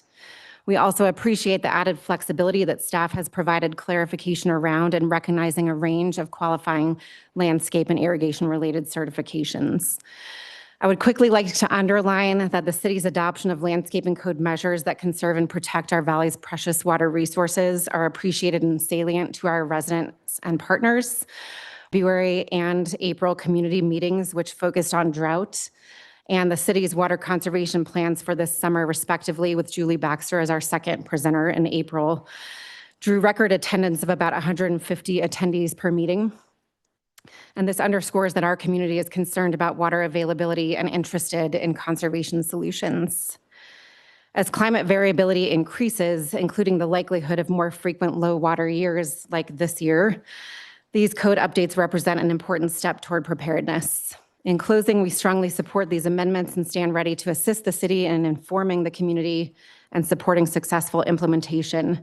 Prioritizing water conservation is essential to our economy, community, and quality of life here in the Yampa Valley. Thank you for your consideration and leadership. Thank you. Thanks, Jill. Thank you. Anyone else want to make a public comment in attendance tonight? Okay. If there's anyone online, please raise your hand. Seeing none, we will close public comment and bring it back to council for a motion on item number 8. I make one comment first? I don't know, are we going straight? Well, it doesn't matter. Can I start with a comment? So I agree with all of this, and I appreciate the sentiment specifically around industrial zone. But I am one of the people who live in an industrial zone. I don't know how else to say this other than like it's great. Like for many reasons, it's given us a leg up. I don't particularly love living in an industrial zone. It is not a residential area. It is not pleasant to live in. And I don't think that it's because of code. It is just because of the inherent use of the space. And it is a landscape graveyard. If you walk through there, there are trees that are like teeny stumps. There's just dead trees, like things get planted and they just go there to die. And it is because, I don't think it's because of a lack of anything other than the fact that there's huge trucks flying up and down. They get backed into, they get rocks dumped on them. Like it is a high traffic, it's an industrial space.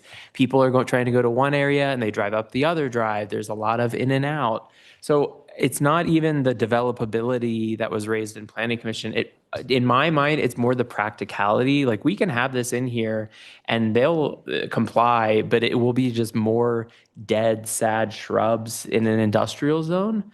And the flip side, the other side that I'm thinking too is as a residential living there, like, would it be nice if it was more residentially? Yes, but also putting on my I don't live there hat, like it's crazy that we have people living in an industrial zone. And do we really want to make it nicer so people want to live in an industrial zone?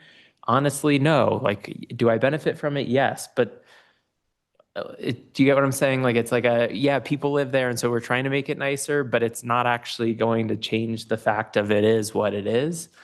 So I would love to see just the changes in here to remove those things for industrial zone. I don't know what specifically I would ask staff, but like just from a practicality point of view, my own experience. To summarize, so you're saying like the way that this landscape code does not relate to single family or duplexes or industrial zone is what. Yeah, it doesn't, it just, the implementation, like it doesn't, I don't see it actually achieving what the actual goal is because they'll all be run over and dead and not cared for. Of residential creep into industrial. No, I get it. And I thank you for the personal experience.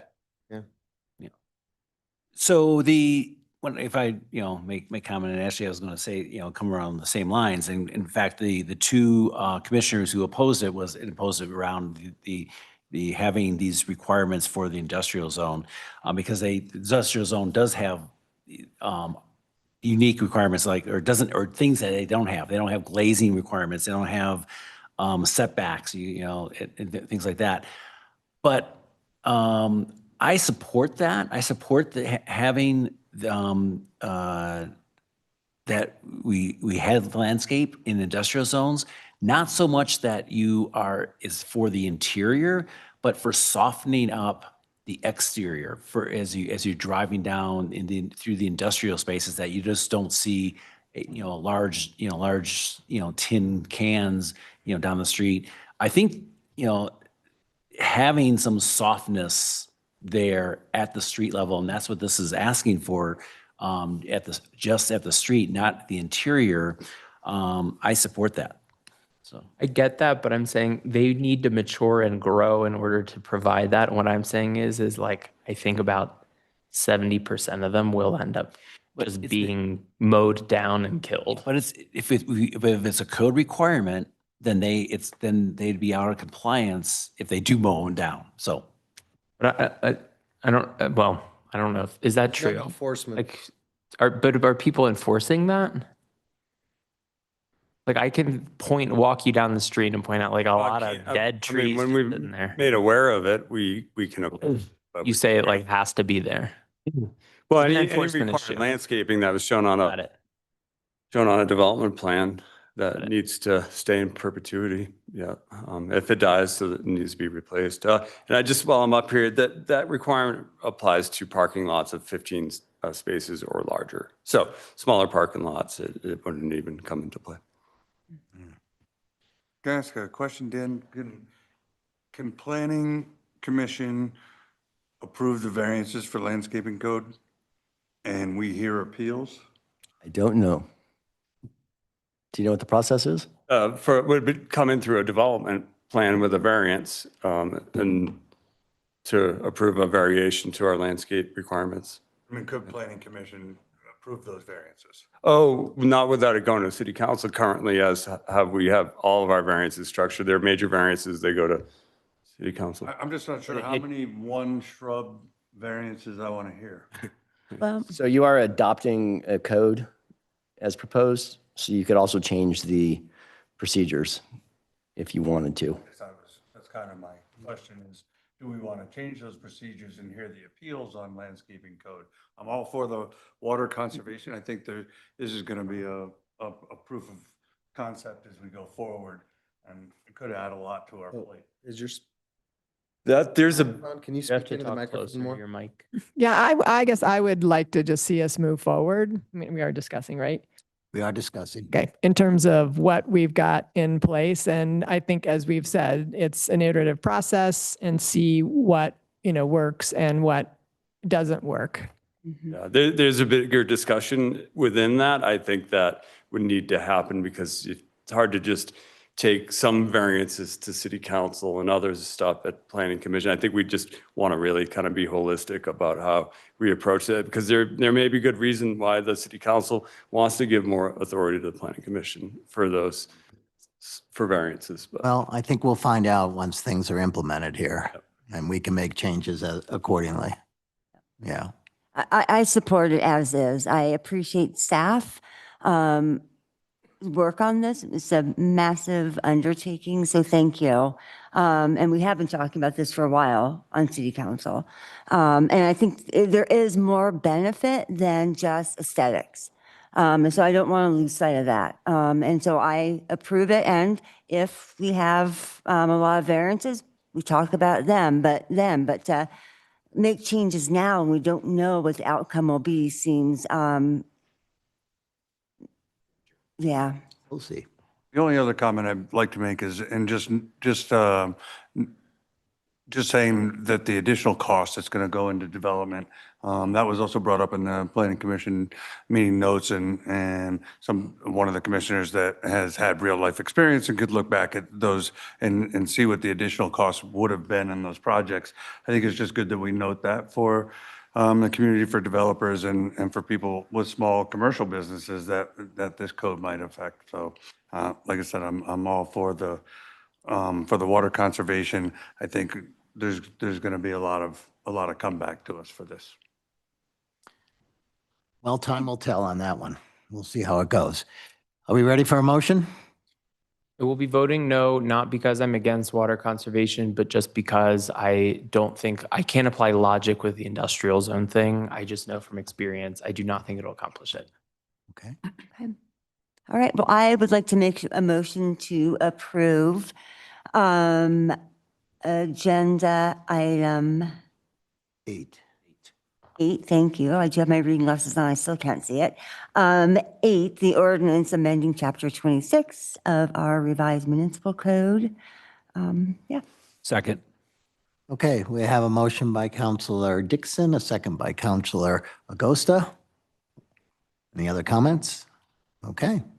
All those in favor, say aye. Aye. Aye. Opposed? Nay. No. Okay, motion passes 5-2. We'll move on to item number 10. I just wanted to add, as we start to see variances or in the industrial zone, those are the triggers for me to want to relook at the code. We continually are getting people asking for variances or denial of because of a certain plant or requirement in that zone.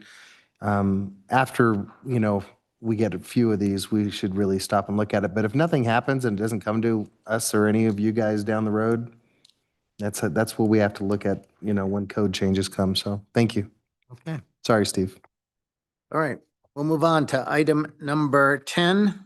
First reading of an ordinance rezoning property located within Hilltop Resort Condominiums Parcel 1, City of Steamboat Springs, County of Routt, State of Colorado, for multifamily residential to a custom planned unit development zone district described and depicted in Exhibit A for the Hilltop Resort PUD PL 202-503-98. Kelly, good evening. Kelly Douglas, Senior Planner. Good evening. Would you like me to give you a presentation? Did you have specific questions? Okay. Tonight's request is a planned unit development, or we'll refer to it as a PUD. It's at 1000 High Point Drive. It's known as the Hilltop Resort property.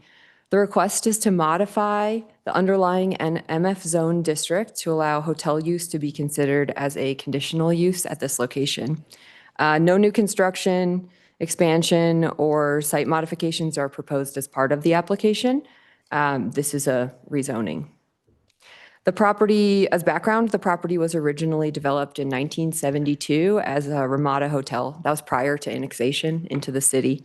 In 1996, the hotel use was terminated through a minor development permit that converted the property into the timeshare multiple family residential use. Today, the site contains 56 units as well as 21 lock-off rooms and is served by 114 parking spaces. Over time, the operation of the property has gradually shifted away from traditional timeshare occupancy toward transient lodging through centralized management of units. This operational shift, it occurs over time without the property owner's influence or consent. These are individual fractional owners that are defaulting or selling over time. So not the property owner's aspect to manage. And changes, there's also been no changes to the physical development either. This has all been internal.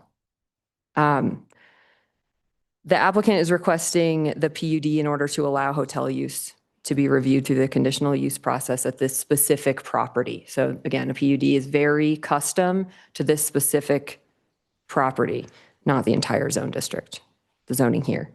And as such, that there was a conditional use application that's also been reviewed. That was approved by Planning Commission. And that approval only becomes in effect upon approval of this ordinance. So they're linked together. Regarding recommendations, the Planning Commission held a hearing on April 9th. They recommended approval of the PUD, the 4-2 vote. Planning staff, consistent with their recommendation, we recommend approval. We've received some finally, we've received some public comment opposing statements that have been primarily related to the condition of High Point Drive. Happy to answer any questions. The applicant's here as well. Thank you. Okay, thank you, Kelly. Does anybody have any questions for Kelly at this point? Related to the High Point Drive and Longview 3, the development that was approved by us a few years ago that said they would improve High Point Drive. It seems like that's an area of concern for citizens and the public, that it's a private road and it's not maintained. It was a part of the development agreement with the Longview 3 subdivision, the Lot 3, whatever property that is. And yet we're 18 months or 2 years away from that. If they don't pull a permit, that development agreement is now null and void. As we're looking at this, there's been a lot of concern. The sticking issue, both with Planning Commission and with some of the public comment, is related to the maintenance of that road in perpetuity. Who owns that road right now? Right now, I understand it's the Hilltop Resort. So the Hilltop owns it.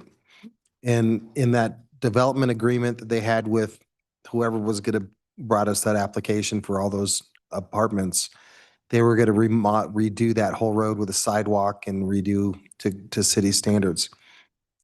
Has that been in any of your discussions with the applicant right now? Sure, yeah, we've discussed that a lot. It's come up in public comment. We discussed the road a lot internally as staff when we were reviewing the planned unit development as well as the conditional use application. Application of the complete street standards, I think that's kind of generally what you're referring to. What would bring that road up to the standard of the city, our engineering standards? That's related to the scope of the proposal. And for this proposal, there is no change. So consistent with how, we review developments, there's no additional traffic proposed as a result of this. The scope of the request does not necessitate improvements at this time. So that's how we've applied it. Staff feels confident that's the correct application. But certainly Planning Commission, City Council have the ability to add conditions, the applicant agrees to that are reasonable. So that's how we've applied it. It's certainly been part of the discussion, but again, the outcome has been based on the scope. So Dan, when it comes to looking at an application like this, where it's not necessarily directly related to the increase of use, it's just a transfer from a multifamily one to a PUD, what, does city council have any leverage at all to get that road back up to city standards, or is this outside the scope of this conversation? Well, in order to require that a developer spend money to construct an improvement, you've got to show that there is a nexus between the improvement and the impacts of the development, and that is a constitutional requirement. That's the rough proportionality and rational nexus elements that you may have heard about. So in this case, you would have to find that this change of use creates impacts to the access road, and that those are somewhat proportional to the amount of work that you want done. This is an interesting situation in that you are being asked to basically acknowledge what is already out there. The use changed from the residential use through the default of timeshare owners, which is, it's kind of an interesting situation in that you've had a lot of individual timeshare owner decisions have over time added up to a change in use. So, we can't really point to a moment in time where the property owner changed their use. It just kind of happened. And that is the situation you're looking at today. So, is that enough of an answer? Kind of. It just, not yes or no.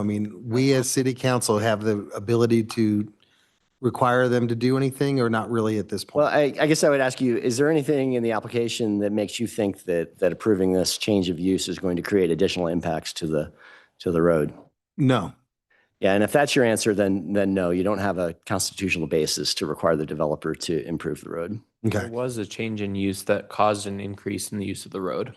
And this event marks the acknowledgement that there was that change. Yeah, and so that you are pointing back to this history of the timeshare units turning into hotels over time. So there is that change in use, and then we would also need evidence that change from the residential timeshare use to hotel itself creates impacts, which that may be the case. I think hotels are generally viewed as being a more intensive use than timeshare, but I don't know if we have any. We didn't do a traffic study on this, did we? I don't have the answer. Can I ask this question? Does granting the PUD allow them in the future to make improvements to the building without addressing the road that's there? The PUD is basically zoning. Is there a development aspect to the PUD? No, this is strictly a rezoning application. The only aspect of the zoning, the underlying zoning that is proposed to change, is the zoning procedure, the way we allow a hotel use to be considered. If any new development was proposed, additional parking spaces, additional units, additional space that isn't units, like a ballroom or a restaurant, but that would all come back through the development plan process that is appropriate based on our applicability in our code, how big it is, the scope. Anything that require a major variance would come back to this body. So it wouldn't be a workaround to No. get around improving the road? By no means. This is absolutely it's sort of a solution to, it's what staff has found to be the most reasonable solution to solve an issue that has kind of come to light. We can't point to when exactly it moved from one use to another. This use is, to reuse your word, it's very interesting. It's kind of on a sliding scale. Who's in the unit, a fractional owner or someone that rented it for the night, changes the use. So that is always moving around. So from a staff perspective, the one perspective, we look at it from many to come up with these recommendations. But from a staff perspective, that's same, if you will. So I hope that helps. Just one other question. And living here for 30 years, I've never driven up that road till this afternoon. So going through the 7-inch puddle at the bottom and going up through the road, who owns the stretch from the parking lot up the hill where it turns to dirt? Is that the? From US 40 up the road that way? Well, from the top of the parking lot up to the next road where it turns to dirt, and it's just, who owns that portion of that road? You want to speak to that? I think that's the same folks, yeah. No, okay, I'm mistaken. Good thing you asked. So for me, it was just more of an aspect of what, and there's a paragraph in the report in our packet that just basically talks about, this is a zone change. The use change isn't changing. If they build the 110 units, the increase in traffic then triggers a sidewalk, a brand new road, and fix the bottom of that where it hits US 40. Other than that, we don't really have a leg to stand on per se. Well, and I think just a point of clarification is the 110 units is the other development. The other development, Right, yeah. right, exactly. Longview 3. Right. What Right. happens to the property if we don't change the zone? They're operating under a use that, Okay, this is easy. I think the use would have to cease. And I did just want to ask a question because I may have been reading and missed the comment, but the application does, I mean, right, we talk about the uses, but it does include 4 workforce units, right? That's correct. This application does not. The conditional use approval that's contingent on this approval does.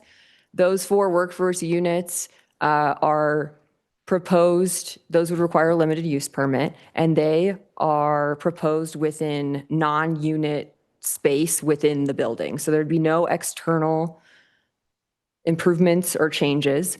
And we've already done a parking analysis, so we know that there is enough parking to support the use now and the addition of the 4 workforce units. So yeah, that is 4 additional units. However, I understand from the applicant, those units are intended for employees. So from an impact standpoint, I think that actually lessens the impact. People are coming and going less. Anyway, yeah. Okay, thank you. Does, yes.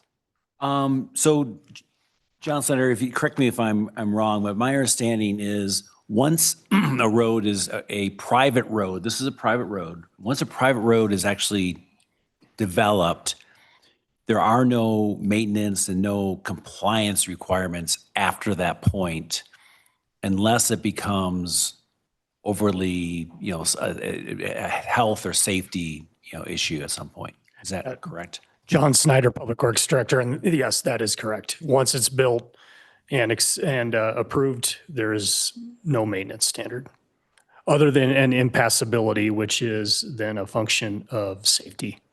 Right. And I guess there, some people could say, well, I can certainly see why they were saying this. There was a bunch of landmines up and down that road that have since been filled in. But yeah, they were there for years, and they miraculously, this past couple of days, they got filled in.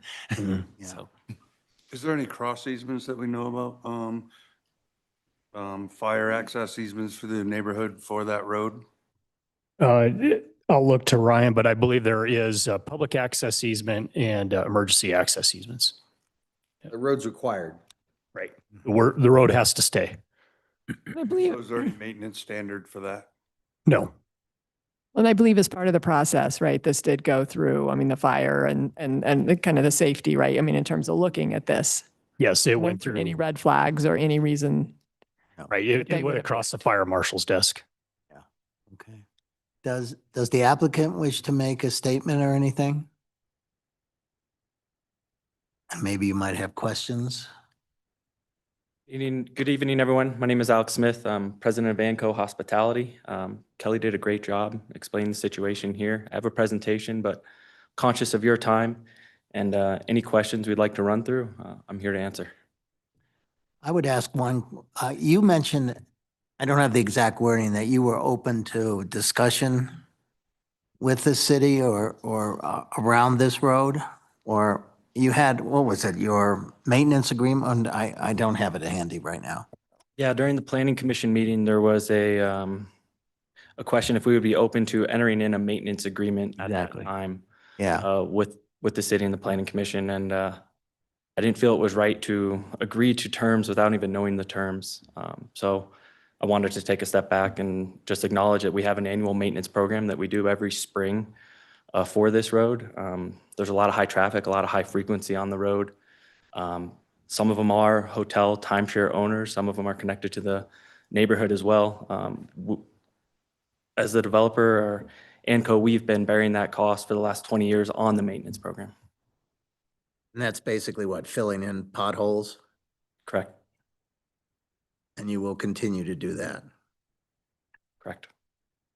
Maybe just a follow-up question to that. I think you said in your comments before the Planning Commission that there is a legal dispute going on regarding the road. Yes, there is between two private entities, a dispute going on a court-ordered stipulation agreement that's in place currently. Okay, thank you. Anybody else have a question? Do you have a plan for the future to improve the road? The plan is going to be working through this court-ordered agreement and the stipulation there. If that doesn't get resolved, then we will address it because it is a concern for us and it's a concern for the city. Okay. Well, thank you. Thanks for your time. Thanks, Alex. Is there anyone else in the audience who would like to make a public comment regarding this item? Come on down, sir. State your name and address, please, and you have 3 minutes. Mark Freirish, Post Office Box 774056, Steamboat Springs, Colorado. I represent Longview Village, Inc., an adjacent landowner who has an easement across High Point Drive. The city is in the ideal position to request a much-needed improvement to High Point Drive as a condition to the request of the planned unit development and ordinance rezoning the property made by the applicant within Hilltop Resort Condominiums Parcel 1. There were some minor patches done to the road since the Planning Commission meeting, but those patches are certainly inadequate to address the problems associated with High Point Drive. The proposed development on Outlot 2, Longview Highland subdivision, required the reconstruction of High Point Drive to city specifications and dedication of the road to the city. This may never occur due to a conflict which exists between Longview Village, Inc. and Legacy Resorts and related entities. Specifically, Longview was accused of trespassing when it attempted to make improvements to High Point Drive. If the city is concerned about the health and safety of its residents and anyone who makes use of High Point Drive, it should address this issue as part of the approval of the requested planned unit development. Although Longview feels strongly that it has the right to make improvements to High Point Drive and has done so before, High Point Drive easement was used to build infrastructure, to build a sanitary sewer for Longview Park, which consists of 64 homes. It is certainly possible this issue will need to be litigated. The City Council requires improvements to be made to High Point Drive as part of this planned unit development.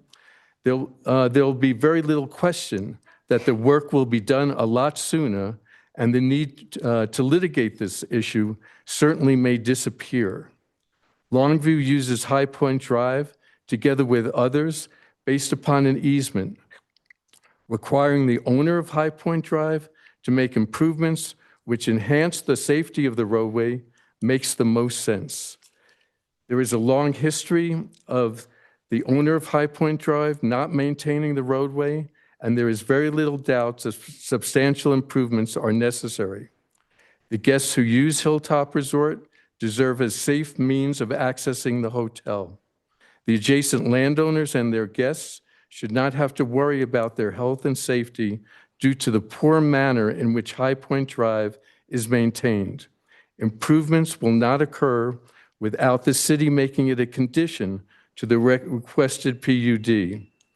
The PUD should come with an obligation to provide a public benefit other than 4 workforce units. The public benefit should be improvements of High Point Drive. The city should not be placed in the position of having to monitor the condition of private roads like High Point Drive. The best way of making High Point Drive safe for the use of the public is to make it a condition to the requested PUD. Thank you. Thank you. Bill. Thank you. Okay, we have Walter McGill on line here. Walter, would you like to unmute In video. and put on your video? I have to have video. Let's see, video, that's always the problem. Let's see if I can do that.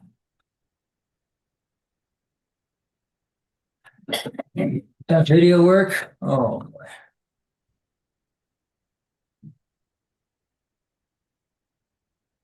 Well, I may not have video. And that is a requirement here. Now I'm not gonna be able to participate without that video, huh? Is that required, Dan? Yeah. Yeah, that is in the rules. For public comment or presentation? Participation in a Both, either. quasi judicial hearing.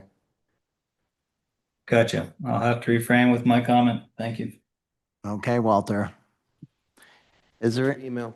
Is there anybody else online? Please raise your hand. Anybody else in the room who'd like to come up? State your name and address. You have 3 My name is minutes. Jim Black. I'm General Counsel of Legacy Vacation Resorts and ANCO. Excuse me. I live at 1884 Michael Faraday Drive in Reston, Virginia. I just wanted to address a couple of things that Mr. Freilich said because he conveniently omitted to mention that the obligation to improve and redevelop High Point Drive lies with his own client. There's a very simple way to get a brand new High Point Drive. That's for his client to fulfill their legal obligations to do that. We have stood ready to deed over the road to the city anytime. We've spent countless hours, thousands of dollars in discussions and negotiations about how to make that happen, and it hasn't happened. So it's a pretty neat trick that Mr. Freilich is trying to take an obligation of his client and have you shift it to my client when the road is not the subject of this PUD. So I think I would ask you not to take the bait. There is a legal standard and legal process for High Point Drive to be redeveloped by Longview and for us to deed the road over to the city. We are completely willing to comply with that if Longview does its part. And to this point, they've done none of it. So I just want to make that very clear. Thank you. Okay, thank you. Thank you. Is there anybody else in attendance who would like to make a public comment this evening? Seeing none and seeing none online, we will close public comment and bring it back to council. So I have another question for John.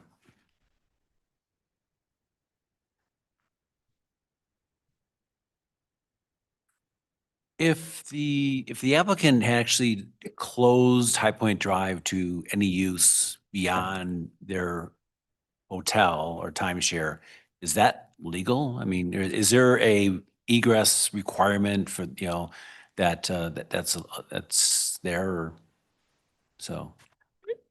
I'm not certain because it's been a number of years since I read the documents, but I do not believe they could close it because I think it is a public access easement and a public emergency easement that also benefits the Longview neighborhoods. Okay. So it is so it's a safety, it is it's an easement. Okay, thank you. I don't know who to ask, maybe it'd be the applicant. Was there compensation for the easement? When the easement was granted to the Longview neighborhoods?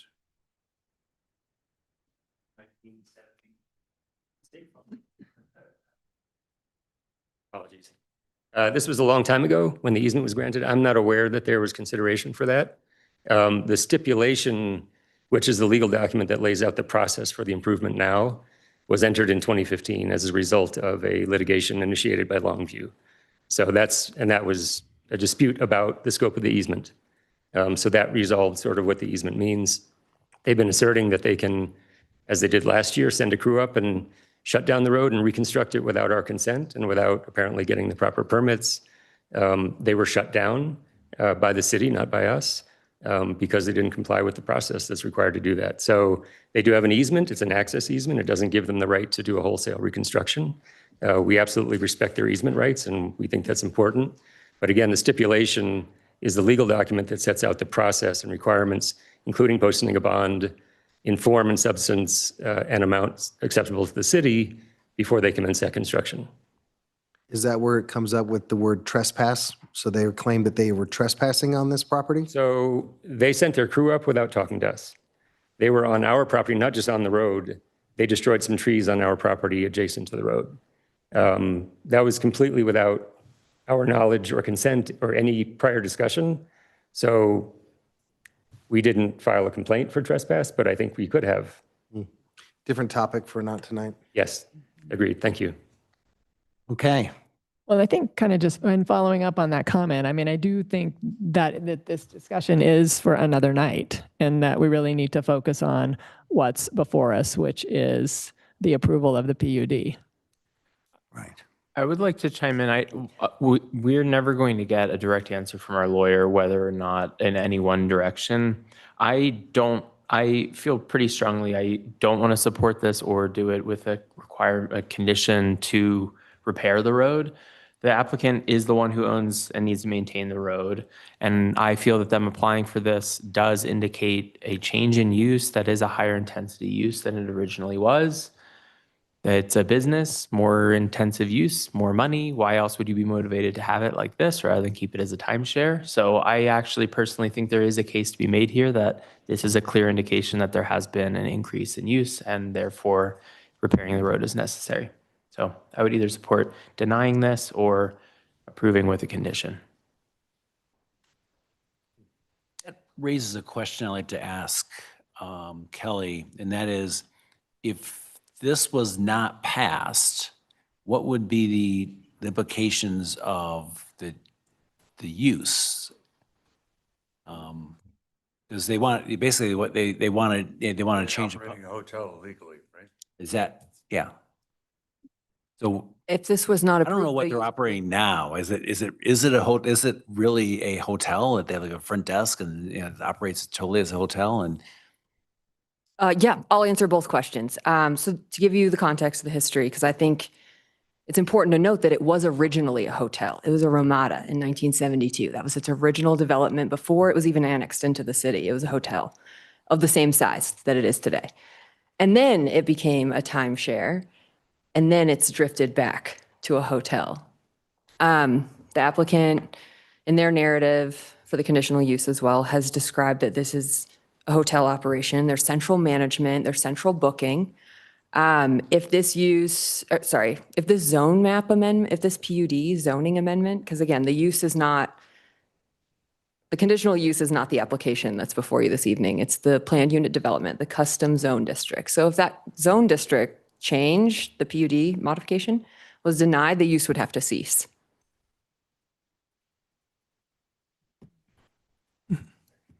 Yeah. Did this, Kelly, do we have any, Councilor Swintek brings up this notion of that since it's become a hotel versus a timeshare, that it's more intense use, meaning occupancy is higher, road use is higher. Yet I remember reading in the PC minutes that that was not necessarily the case. Do we have any proof of that? I think, okay, how would I explain that? I think it's really, I've come to understand a lot more about timeshare, the structure of a timeshare. It's a little peculiar. Units, they have fractional ownership. As people default, they don't get foreclosed on like a normal condo, let's say.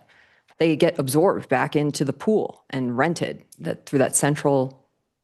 There's no incentive to go through the foreclosure process. So they kind of, I think what my perception is, which, please feel free, Rebecca, Dan, anybody, John, that has a little more insight, or if I'm misspeaking, but the way I understand it is these units get absorbed back into the pool. So they are essentially functioning like a hotel. And as the number of units kind of shifts, gets sold, fractional ownership changes, it is operating like a hotel. And it's been the same number of units, the same occupancy for those units, you know, the number of people, and obviously whether they get there by car or shuttle will impact, you know, the comings and goings. But from staff's perspective, there's been a change of use. We can't exactly nail down when that happened. It's just not, based on the information I have, the applicants provided, that's not possible for us to know at what moment it shifted from a timeshare to a hotel. And then I'd argue even further that that changes all the time when you have a mix of hotels or when you have timeshares that are centrally managed and fall back into that pool. It's just kind of impossible. It's moving daily as people come and go. And my other question is, how did this come to the surface now? What precipitated this coming up now? After all these years of it transitioning over to a hotel, what was the catalyst for? I understand it came to PUD? light through like functions of our finance department that would be kind of outside of my lane. I'm in a different department, but it came to light. It came to our attention, needed a solution, and this was the most. Was it precipitated by the applicant? Oh, no. I think this was precipitated by the situation kind of coming to light. I do want to push back because you're phrasing it as if when it's a timeshare and it's a hotel, they're the same thing, and they are not. The customer, when it's a timeshare, are other timeshare owners. It goes into the pool, and the only people who could book it are, I believe, people who own timeshares. When it's a hotel, it could be anybody. So it is not the same thing. The pool is different. If I have a timeshare building and I have one person who owns a timeshare, I'm not going to fill all 100 rooms. If I have a hotel, I could put an advertisement out and I could fill all 100 rooms. Well, They're not the same. do you have the data to support that? I don't have the data, but that is not my job to do that. This would be our job to make that decision. And then if the applicant would want to pursue it, go forth. I appreciate the assumption. Agreement, right? The individual timeshare owners would be responsible for fixing the road, right? Or paying assessment because they own the road. Whereas as a hotel, it would be the corporate. Well, I mean, I make think it clear that like we can't be positioning it as if it was the same thing when it was a timeshare and now it's the same thing when it's a hotel. Like they're not. I don't know that we know that. I mean, I think that's what I wanted to do is follow up on Councilor Monteen's question, right? I mean, in terms of we don't know whether there's more or less usage between a timeshare and a hotel. And I think that goes directly back to Dan's point about the nexus and whether or not there's data to support that there is increased usage, with this new PUD, but again, and we go back to kind of what Rebecca says during the Planning Commission is that this is really not part of this discussion tonight. Well, to answer that, I mean, Brian, with all due respect, when a timeshare owner does not use their week, it's usually or almost always put back into a pool and rented by somebody else. I'm part of a timeshare in Vail, and I don't ever use my timeshare, and I bank it, and I get to rent it in Europe or Italy or California because I use somebody else's week who didn't use it there. It's part of the exchange program. So the timeshare up at Hilltop, although it may not have owners using that, they're usually exchanged by those that want to come to Steamboat and use it. So in essence, it is a daily hotel, just like a hotel. Those people are timeshare owners themselves. Yeah, and they're using Maybe it that like a pool of hotel. people is smaller than the customer of a hotel because I don't need to buy anything to book a hotel. That's fine. Do another anecdote, along that back in the we're getting 80s, off I of- stayed at, Vacation International, which is over by the tennis center.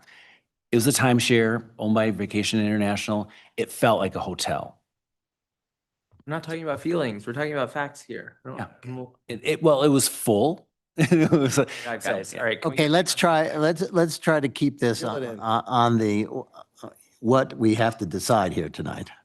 PUD zone. So this has been changed to a PUD. So here's where I'm at, in terms of, position is I'm trying to find a way to deny this because it's like they are not upkeeping the road. They've never kept the road. But the bottom line is we don't have maintenance requirements or compliance requirements on that road. There are remote hotels that you have to take 4-wheel drives to. And so, yeah, if the fact that, that it is not well conditioned and we don't have any compliance requirements, I can't find a way to, deny this. And so I'm going to support this and support staff's recommendation. Okay. Do others feel that way? Yep, I am saying that I also support SAP's recommendation. We are talking about a zone change. I get the road is in poor condition. In my mind, these are separate issues, and I don't have all the information on what is really going on with the road. Like who's involved, there's a lawsuit, like I don't have all the info. And to me, these are separate issues, zone change versus the condition of a road. So I'm supporting staff's recommendation. Okay. I will, yeah, I'll just underscore what Counselor Dixon said. Okay. Then I think I'm hearing a clear consensus here. Would somebody like to make a motion? I motion to approve item number 10. Second. Okay, I have a motion by Counselor Augusta, second by Counselor Dixon. Any other discussion? If not, I'll call the question. All those in favor say aye. Aye. Opposed? Nay. Okay, motion passes 6-1. Thank you. Thank you. Okay. We are moving on to public hearing motions and resolutions and ordinances. Number 13, second reading of an ordinance amending Chapter 26 of the Steamboat Springs Revised Municipal Code by amending Articles 1 through 8 to update references for the recently adopted community plan and adjust language for the expedited review process to maintain eligibility for Prop 123 funding to support development of affordable housing, PL 202-60037, Toby. Good evening. We discussed this at the first reading. I could give a short presentation, answer any questions, whatever you'd prefer. Does anybody want a short presentation or does anybody have any questions? Toby, you did such a good job first time around. I am good. No. I like that. Good job, Toby. Good job. Okay. Would somebody, let's go for public comment first. Well, I got to ask for public comment first. Is there anybody in the room who would like to make public comment on this? Or is there anybody online? Please raise your hand. If not, we'll close public comment and we'll go for a motion. Motion to approve agenda item 13. Second. Motion by Counselor Dixon, second by Counselor Pacino. All those in favor say aye. Aye. Aye. Opposed? Motion passes 7-0. Takes us to item 14, second reading of an ordinance vacating a snow storage easement located on Mountain Ventures 2, Lot 1, PL 202-60032. I'm covering this item for Kelly. If you have any questions or want a short presentation, I can do that. This one, I feel like we did not pull from consent. This is, I think, the second reading. Is that right? For this Last time around? I don't think so. Yeah, so I don't know, do we want a brief summary? Are we all good? No. Does anybody want a brief summary? Okay. We will Toby, be this is your lucky night. really quick. Yeah. I'll Okay, go ahead. just so you feel comfortable. The easement will be vacated and a new one will be rededicated. It's in a better spot and there's more room for snow storage. Yeah, perfect. Thanks, Toby. Okay, thank you. In one sentence. Good job. Yeah. Okay, is there anybody who would like to make public comment regarding this item? Is there anybody online? Please raise your hand if you'd like to make public comment. Seeing none, we'll close public comment, bring it back to all of you for discussion or motion. Move to approve agenda item 14. Second. Motion by Counselor Pacino, second by Counselor Barnes. All those in favor, say aye. Aye, opposed. Motion passes 7-0. Thank you, Toby. Thanks, Toby. Thank you. Okay, city attorney report. I'll yield my time to the city manager. Okay, does the city manager have anything they really want to say tonight? Yeah, I do actually. Okay. Council, you had requested a update on the change in ownership of the lofts at Base Camp. And then how that might impact the city Base Camp partnership. And I just have a little bit of information here, thanks to Brad. As you recall, the city provides an operating subsidy to the project such that some market rate units in the development are leased at reduced rates. Those rents affordable to households between 60 and 100% of the AMI. The staff met with the property manager to review the pricing plan for the apartments under the new ownership, and the new owners have opted to significantly reduce those rents, significantly reduce. The revised pricing results in rents that are affordable to households earning at less than 70% median income, with many of the units offered at 50% of AMI. So under the grant agreement, both parties have the option to terminate the agreement. And because the new pricing structure for the property delivers the affordability outcomes anticipated in the grant agreement, the city will provide notice of termination to the new owners. Because the reduced rates do not apply to the city, to the units under the city agreement. The grant agreement notes the termination will not affect existing tenancies, meaning existing program units will continue at existing rental rates and operating subsidies until existing leases end, either at the original date or via an early termination. The net effect of termination is that Base Camp will not enter into new leases for units that will include a city contribution to cover the differences between affordable and market rents. And as noted, city payments to Base Camp will continue until the existing tenancies under the program end.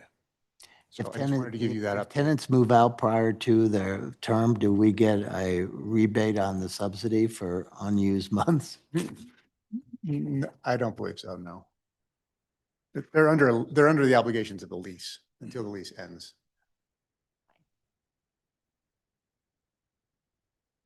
Other than that, I'm happy to answer any questions in my city manager report that you read from page to page.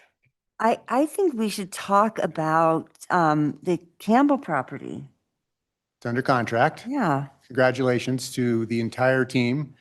Kudos to everyone involved. That was a big effort. So we now own that property, and we are under contract, as you know, with CDOT. So continuing to move forward with that.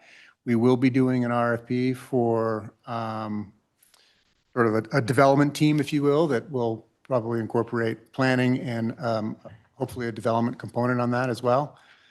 So we're moving forward with that project, and congratulations to everyone. I would like to bring up another subject if we're okay, since we kind of touched on it tonight, and that was paid parking. You know, we have another paid parking meeting coming up on May 11th. And that meeting, as we decided last time, for those of us who were here, we said that was going to be a private meeting. And so we met today, some of us, Tom, John, Councilor Gary, and myself, around talking about that meeting. And we came up with a couple things. I think one is that this whole piece around SSRC's business model, kind of shifting the burden of moving skiers onto the city's bus system to us, in some way, shape, or form, if there's a % increase in ridership, we should be compensated for that. Isn't that what they gave us $2.75 million for? No, well, 2.75 million was given to maintain SST at its current levels.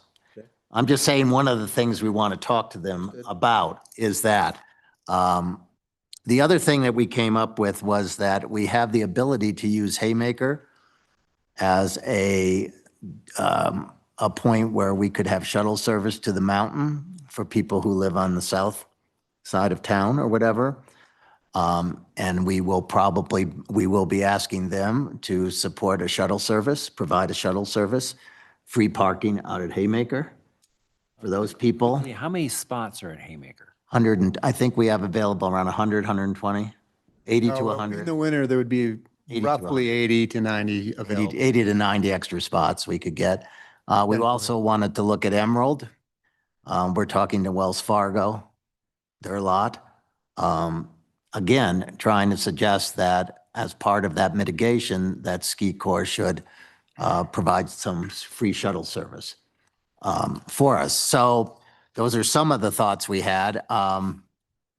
And I throw it open to all of you to say, what other thoughts do you have, given the fact that, their intent is to proceed on this? My question is, when did this turn into a negotiation with them? I don't think it ever did turn into a negotiation around whether they were going to do it or not. What we're trying to figure out is how do we mitigate the situation for locals?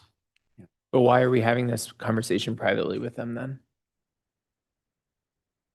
Because at the time when we talked about this last week, we talked about how we wanted to have a discussion and they wanted to be able to share potentially confidential information as part of that discussion. And we felt that we could have a more productive discussion in private. And I will say, based on my experience with them, they slow walk this to push it out. The only conversation that I think we should be having is they can tell us if they're going to be doing anything. And if not, the conversation we need to have is about a lift ticket and pursuing that aggressively to get it on the ballot this year. There is no other solution here unless someone's able to point that out to me. They have shown their true colors on what they do with this. I know you're bringing, you were involved in the negotiations, so I appreciate your perspective on that. We did have that discussion last week. The meeting is next Monday. We had a thumbs up on that 4-1 to proceed that way. So that's where it came out. But that's not an answer, though. I mean, I think you bring up a really good point. I think the hope is that this is negotiation and that we, again, the belief is that we have a partnership. And so to the extent that they have imposed this, how do we work together to mitigate the impact to our community? So I think as Councilor Montine said, here are some of the solutions, but to your point, I mean, if we leave Monday's meeting and there is no negotiation, those solutions aren't long-term effective solutions. Wells Fargo is going to get knocked down and built into something. That's going to disappear. Emerald and Haymaker, we then just have a shuttle for a couple 150 spots. That's not a solution. Well, first of all, this is the first year of this. So we don't know the extent of the impact of this. We have no idea. And it will only be weekends. Okay, guys, I mean, you guys are all far more experienced and smarter than me. You all know this is moving to the same parking as every other place, 7 days a week for $50 a day. Or $70 a day. You are kidding yourself if you think this is the first step. Please take the wool out, off of your eyes and see it for what it is. We've seen this so many times already. You're right. It's a step. I want to pull this. I try not to develop solutions here, but I want to pull this back. And a question for Tom. We need, CDOT has been asking for land. The ski area has been, I think for years, been looking for another piece of land to put free parking on, and they just haven't found it. Is there anything that we should be opening up and bringing the county into this discussion to see if there's any land that they can assist with for both CDOT and a parking lot? Well, the county's been certainly part of the process. They've been made aware of that. They've met with CDOT as well, talk about their facility needs. And we are still working potentially with CDOT to help them try to find a location for their facility. We agreed as part of our conversations with them to help sort of facilitate that process. I don't know if we'll be successful in that. Land is extremely limited, particularly in the South Valley. That's where their preferred location is. Most of the holdings is private land, with the exception of Haymaker, Legacy Ranch, Mount Warner Water. The rest is privately held, and a lot of it is under conservation easements. So the availability of land, particularly for a parking lot, is extremely limited. And I just don't, I'm not aware of any parcel that would fit the needs of either one of those. And it doesn't address the enforcement problem. I mean, we're going to have issues. If you have a parking lot way out, it still doesn't prevent people from wanting to park on Mount Werner. No, you're right. And so is your thought, Councilor Swintek, that we just stop and move Yes. forward with the We lift are tax? playing into their old, tired script of bringing us into these private conversations, paying us lip service, telling us that we're partners, saying they're going to do things, and dragging us out until August or September until it's too late to get it on the ballot and pray for another election cycle. We have seen this. Like, the only option is a lift tax or do nothing. And we shouldn't be wasting our time with these meetings with them. Well, I hear what you say, but I also am a firm believer in we want partnerships. We want win-win solutions to things. And we fight for those, and we fight for the locals, and we fight for our community. That's our job. So going to these meetings, I don't think is, you might, if they come to zero impact or zero results, I hear you. But I still think it's worth the effort to put in to go to this meeting. We've only had one. We have one more on Monday, see where we come out with that, and then we'll go from there. I don't personally think it's a waste of time, but it may turn into, from your perspective, a waste of time if it results in nothing. But I still think it's worth the effort to do it. And, We can do a thumbs up. We I can agree, want it's something worth the until. effort. And they got some messaging tonight that they haven't heard in a while. Oh, yeah. No, I'll hold I my agree. breath. Steve, I mean, the conversation that you and Gail and you guys are having with them right now is very prudent and it's very poignant for right now. They made some business practices. They made some decisions that affect us. We're anticipating an impact. We don't know what those impacts are, but we have a right to sit down and say, this is the way we see it. We were looking at some stuff, but Brian's right. It's going to end up being, there's nothing we're going to have on the ballot this year anyway. It's March. And so I don't see it happening, but I think the conversation about the impacts is something that they need to recognize is, this council's not changing this year. Well, I don't think a ballot initiative, we have till July, right? Well, To pass an ordinance. By the first council meeting in September. September, Whatever that but is. we have to come up past the resolutions and pass the ordinance and stuff like that. Tuesday, we will have an update on this. I absolutely hear what you say. Yeah, in order to have a partnership, like, we can want it as much as we want, but the other person has to be willing to meet us, and they have never shown that. That is never going to happen. We can wish it until the cows come home. They gave $2.75 million. It wasn't a give. I'm telling you, it was not a give.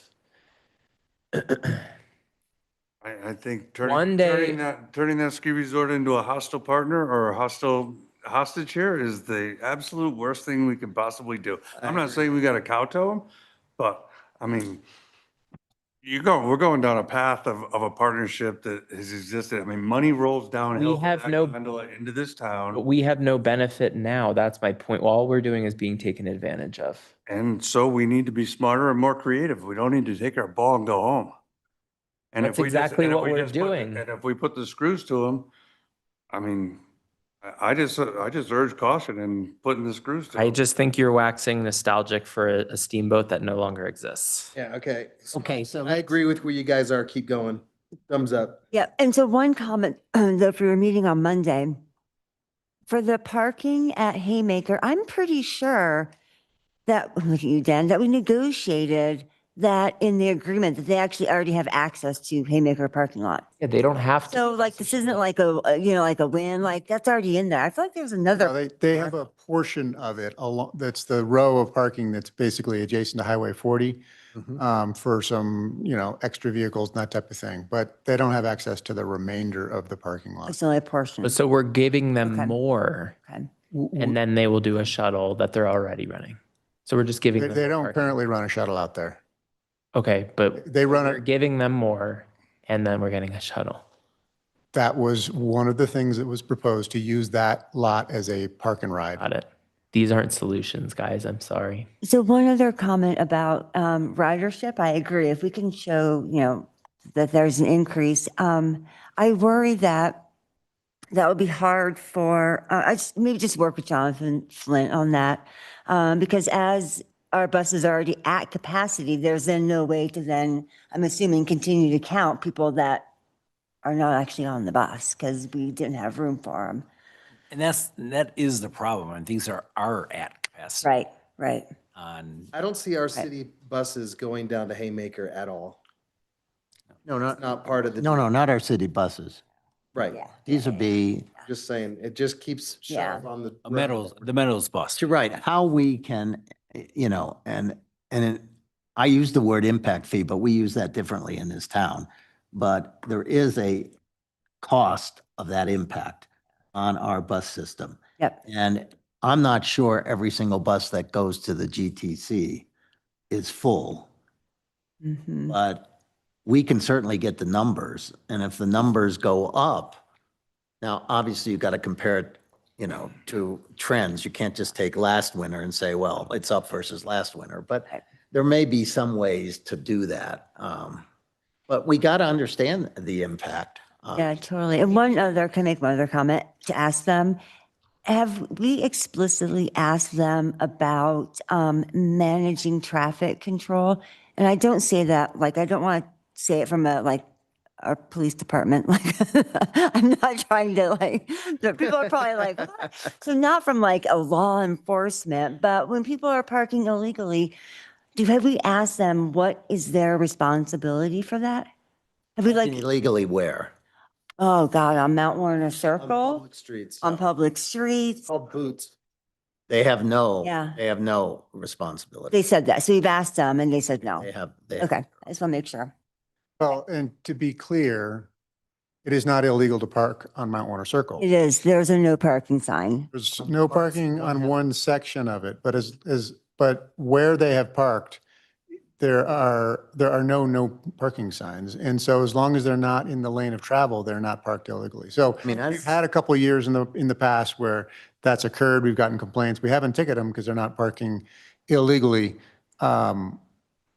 If there's a lot of snow and then they start to park in the lane of travel, then we will ticket them. Right. There are other impacts, even if they're not parked illegally, with people crossing the street. I just found out, and I don't know, maybe you know about this, Councilor Dixon, but the north lot, which has come out now because of the Stockman, it will not be open up there any longer. They're losing 180 to 200 parking spots. Ski Corps is by building the Stockman. So that's 200 less parking spots. And those parking spots were probably used by a lot of locals. So that's another, You're talking about the Winter Sports Club lot? When bar up, but they have 2,000 spots, Ski Corps total. They're losing 10% of those spots with the Stockman. when we see in 2 years that ridership is increased, what's the plan? Lift ticket.